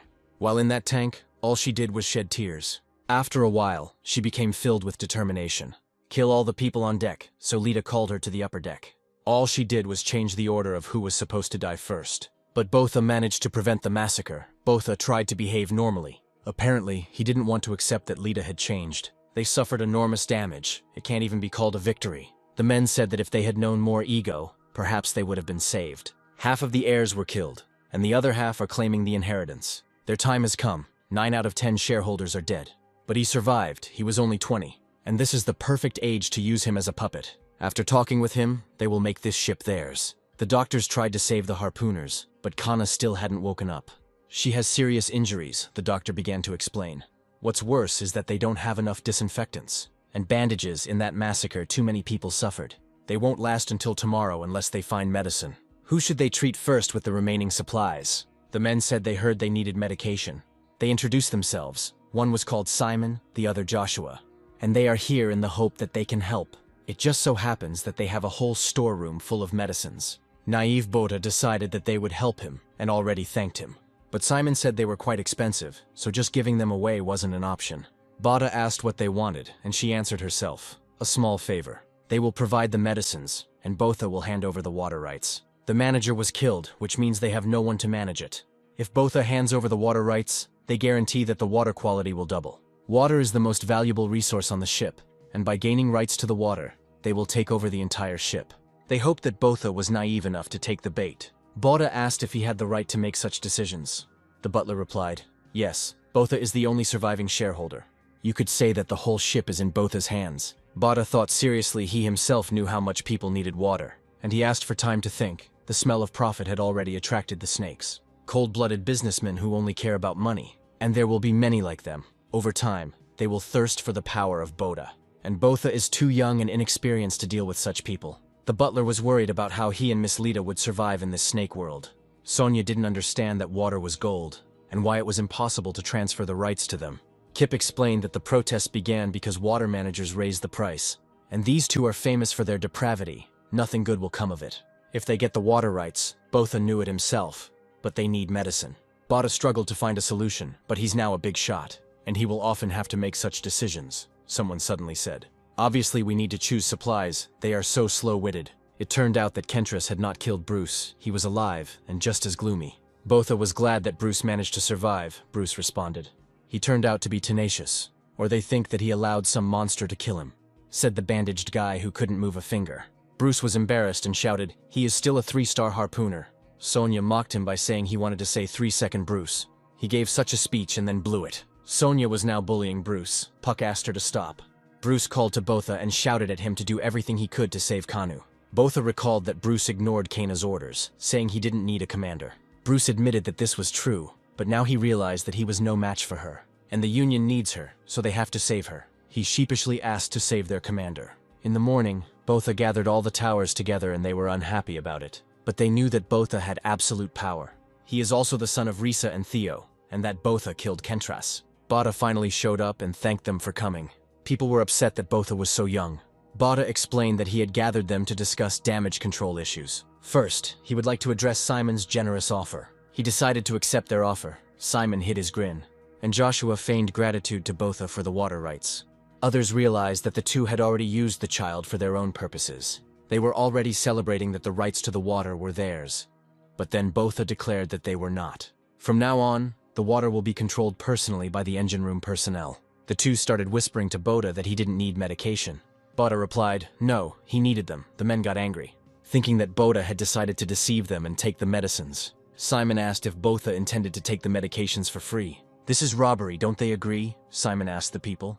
The man said he understood that this was for the good of everyone. But imposing your opinion through status is wrong. Simon shouted, right, Botha should know the laws and rights. He gloated that Botha had no idea how the world worked. Rules are for the privileged. Botha decided to pay. Botha showed them the gold bars, and the people froze. But Simon understood that this was just a drop in the ocean. Compared to water rights, Botha asked, so what? People enchanted by gold said that this was more than enough for medicine. This was Botha's plan. Simon realized it and decided to teach Botha a lesson. And he said they seek trust more than profit. Medicines in exchange for water rights, that was their deal. Botha reminded them that people were dying on deck. But they still refuse, Simon thought. So what? Botha stated that no matter how much they needed the medication, he would never have handed over power over water to the likes of them. This is his final decision. He is waiting. They will also make a decision. And he hopes that their decision will not make others suffer for their own gain. People's lives are not something that can be bargained with by those who are only interested in profit. In this situation, it is better to be prepared for the consequences. And from that moment on, Simon and Joshua lose all rights to run the business. And according to the audit truth, he will order an accounting investigation. The elders did not expect that the youth would manage his power so skillfully. Botha's threats and the new rules made the old people nervous. They bowed and said that Botha could use their medicines. Botha thanked them and said that the harpooners were already on their way to the warehouse. The old people realized that they had screwed up, and they took it lightly. All this time, Botha was a wolf in sheep's clothing. The butler looked at Botha with pride and held back his tears. With the help of medications, lives were saved. But Kana never woke up. The doctors did everything they could.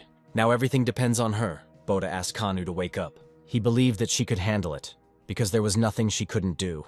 Kana woke up somewhere, hearing her name. Theo was next to her, telling her that it was time for her to get up. You can't give up so easily, Kana asked if she died. And where is her bandage? Theo replied.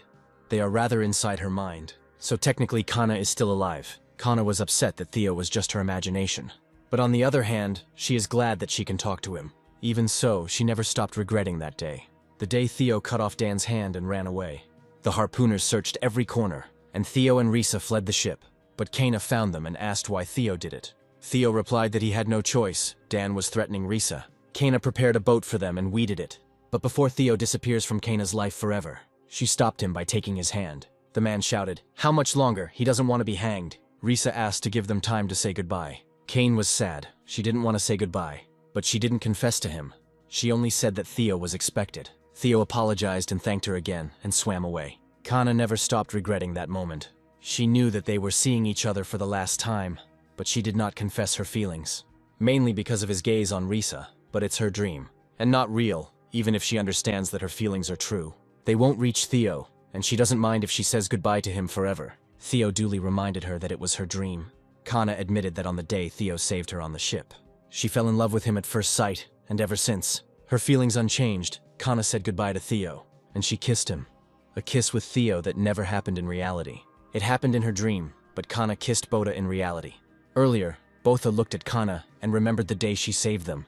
The one who saved them, knowing that she would lose everything, is the strongest. And a fair man, whom Botha knows. From the moment she saved them on the island, he looked at her as a hero. After living together for a certain time, he became consumed with desire. To be like her, that's why he asks her to wake up. He asks not to leave him. Kana muttered something. Then Boda jumped up to her and shouted, "Kana, this is Boda." But Kana didn't hear him. She pulled him towards her and kissed him.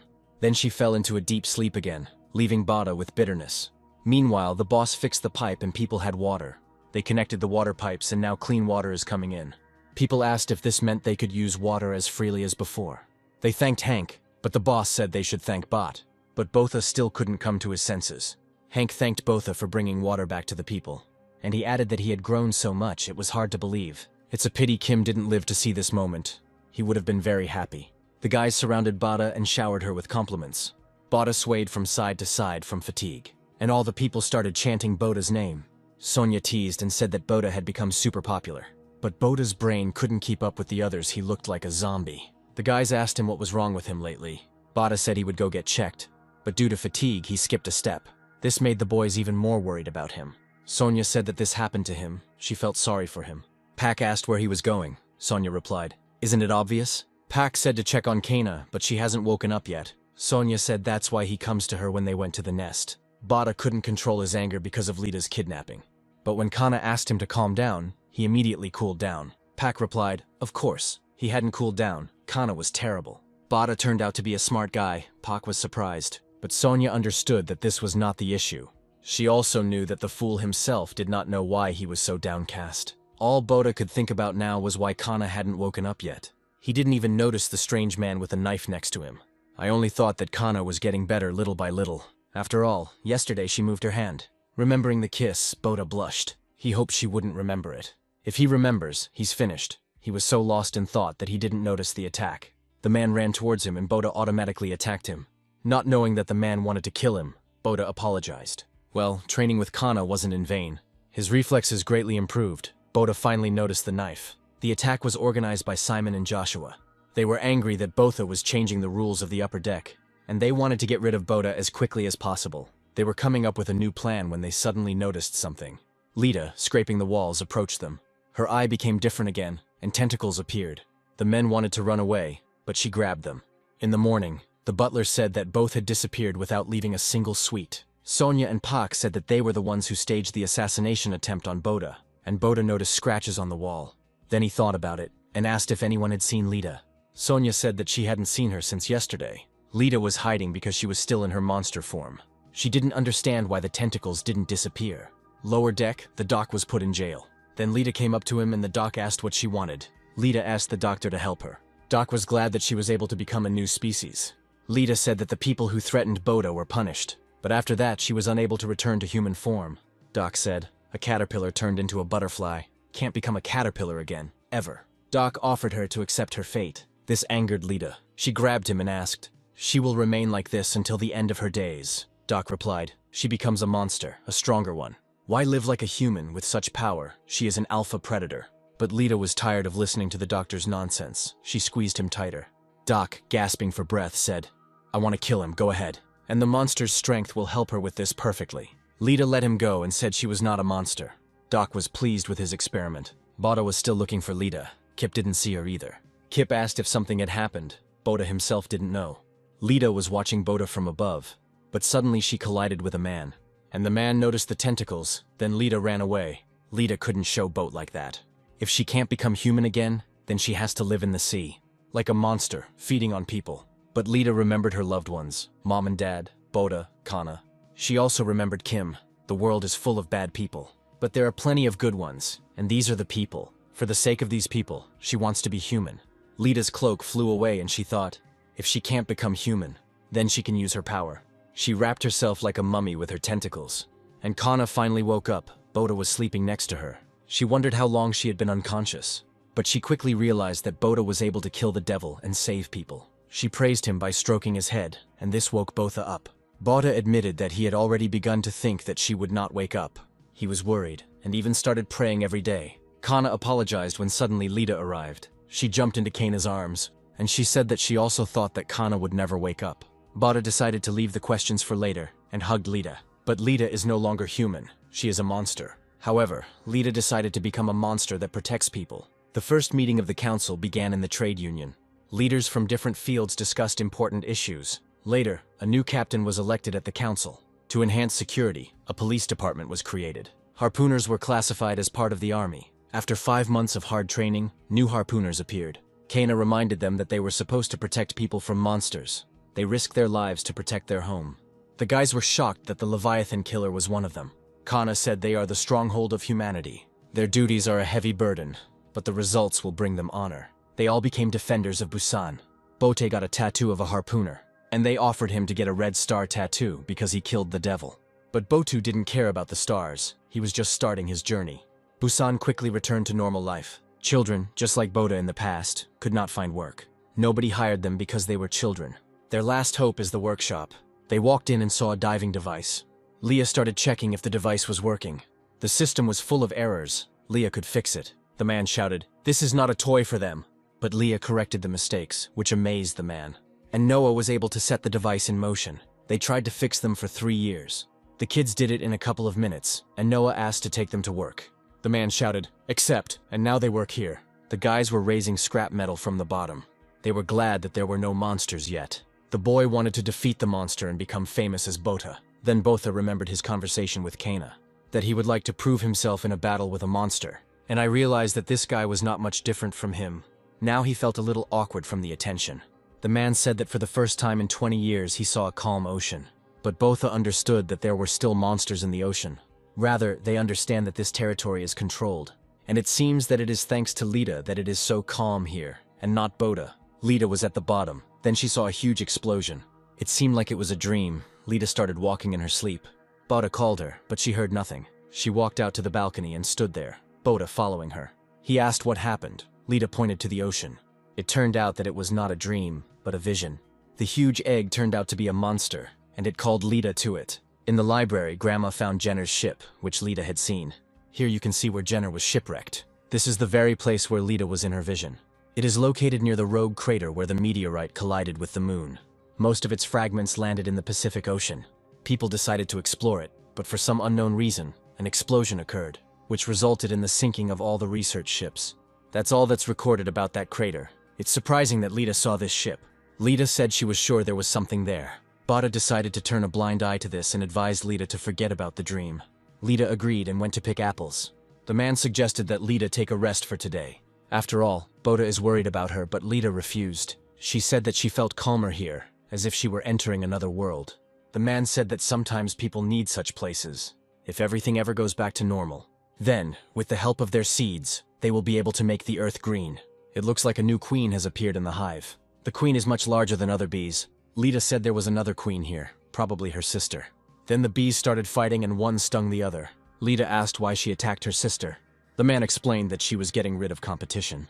This is a natural instinct of bees if the queen is strong.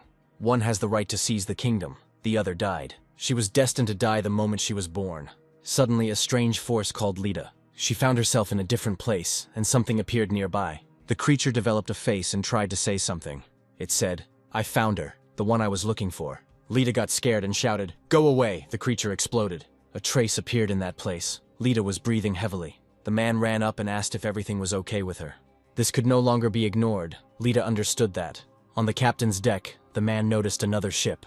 And it was the same ship that Lita had seen.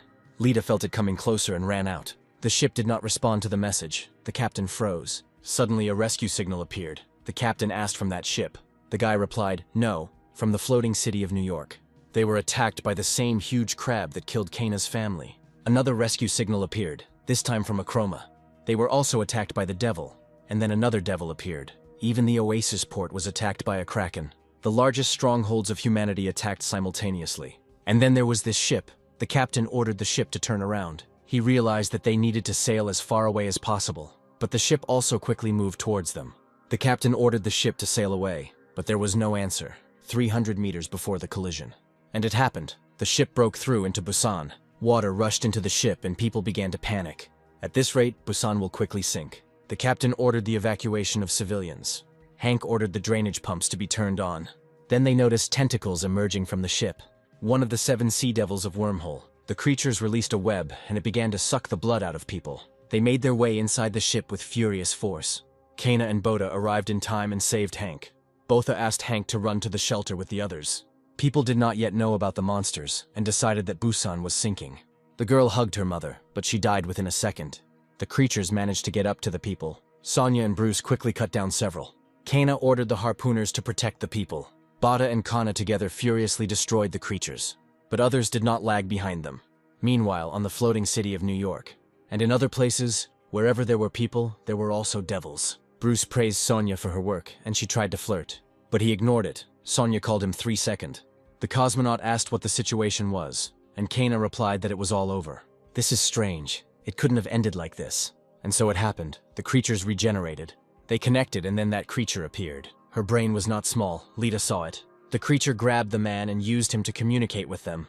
It asked where their queen was. The creature grabbed more people and said, "If they don't tell, he will kill them all." Sonya screamed, "There is no queen here," and chopped her head off. Others attacked her too, but it seemed the creature was immortal. In just a couple of seconds, the creature grabbed all the boys. She tried to turn them into zombies too, but Lita came, and she said she is here, the one she needs. Then the creature let go of the boys and rushed towards her. And the guys seemed to be stuck. It won't come off. Then the cosmonaut decided to get out of her spacesuit, and it turned out that she had fish plague. Lita stood outside. She wanted to distract the creature. To protect people, the creature crawled out of the ship. It ran towards Lita, not caring about people. Bada shouted to Lita what she was up to. He asked her to run away, but it was too late. The captain ordered the monsters to be destroyed by fire. The creature said that it had found the queen, then it broke the ship. Lita and the creature fell into the water. Bada jumped after them. Then he saw that Lita was fighting the creature in the form of a monster. There can't be two queens in the world, so they fight. Lita asked why she attacked them. She didn't want to fight. The creature grabbed Lita and explained, "One kingdom, one queen." Lita asked to leave them alone and live in peace. The monster is in the water, and she is on land. What is the point of this battle? But the creature did not change its mind and decided to kill Lita. However, Botha did not allow this. Having attacked the creature, Botha shouted that no one dares touch his sister. The battle was interrupted by a piece of the falling ship. The debris fell on Botha and the monster. The more Botha moves, the more air he loses. He used the sword to get to the surface. But the creature followed her, but Botha managed to dodge. And yet the creature did not want to let Botha go. Then Lita couldn't take it anymore and attacked the monster herself. She cut the creature into several pieces with her tentacles. But it regenerated and attacked Lita. The creature began to absorb Litu's power into itself. Botha wanted to stop it, but suddenly he was caught. And it was Lita too. It was a trap. What the creature swallowed was not Lita, but Genod's poison.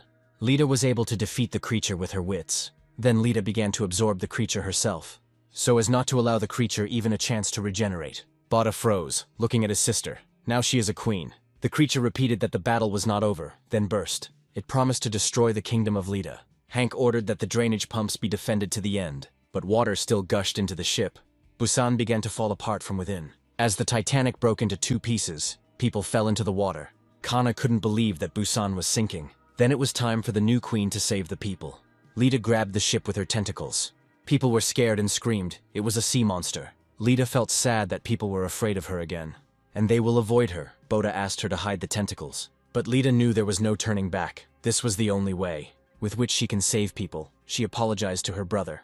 Doc said that Lita could become the strongest monster. But Lita was going to become a monster that protects people. She stuck to the ship and spread her tentacles. Lita felt like her body was being torn to pieces. It was too painful for her, and the ship was big. Then she called upon the monsters for help. Some helped her with the hole, others pumped out the water. So Lita saved the ship and the people. People watched, unable to look away. They didn't know whether she was a monster or a human. The boy said that she was like an angel. People said that she was a child sent by God.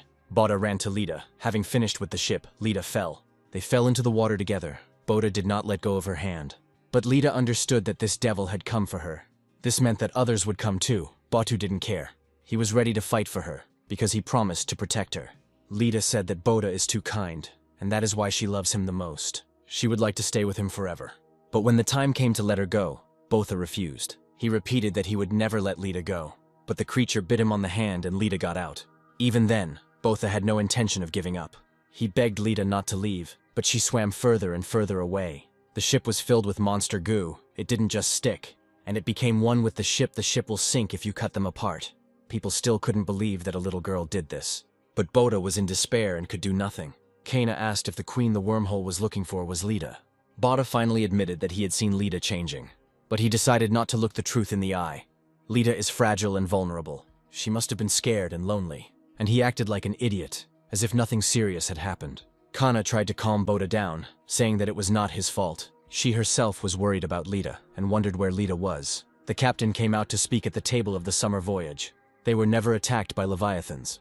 As always, these creatures will stop at nothing. The creatures will only thirst for human blood more intensely. They must not suppress their anger. They must not sit idly by and wait for your death. It's time to unite into one whole. Give them a fight. For the sake of their future, it's time to show them.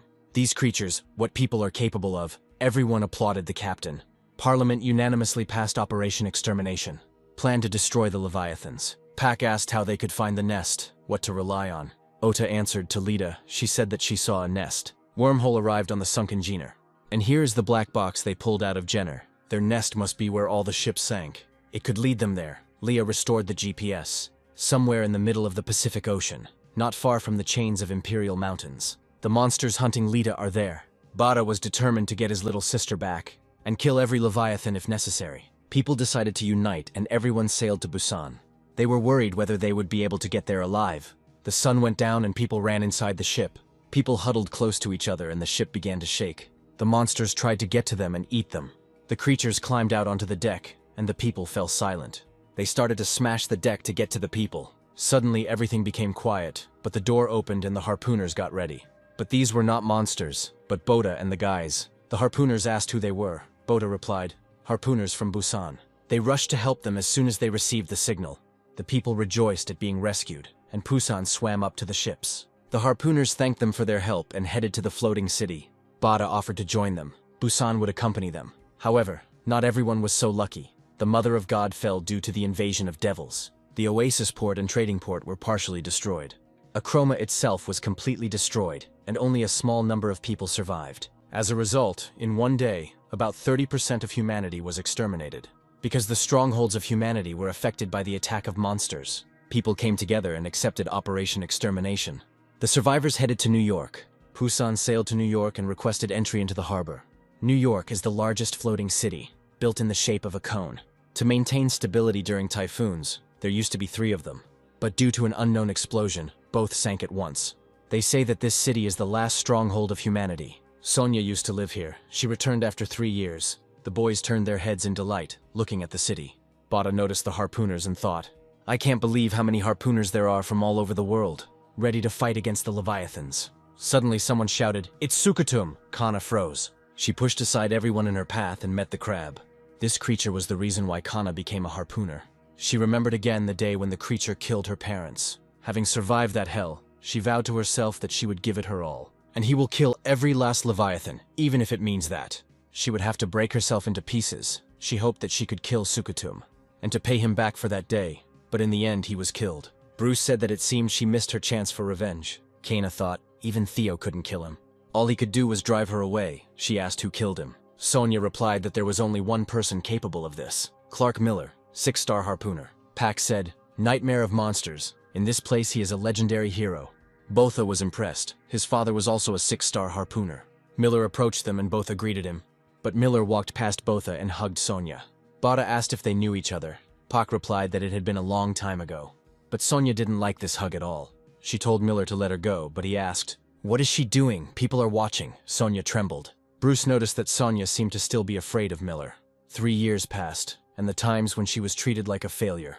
It's been a long time, hasn't she changed? Then Bruce freed Sonia from Miller's grip and introduced himself. But Miller told the 3-star not to interfere.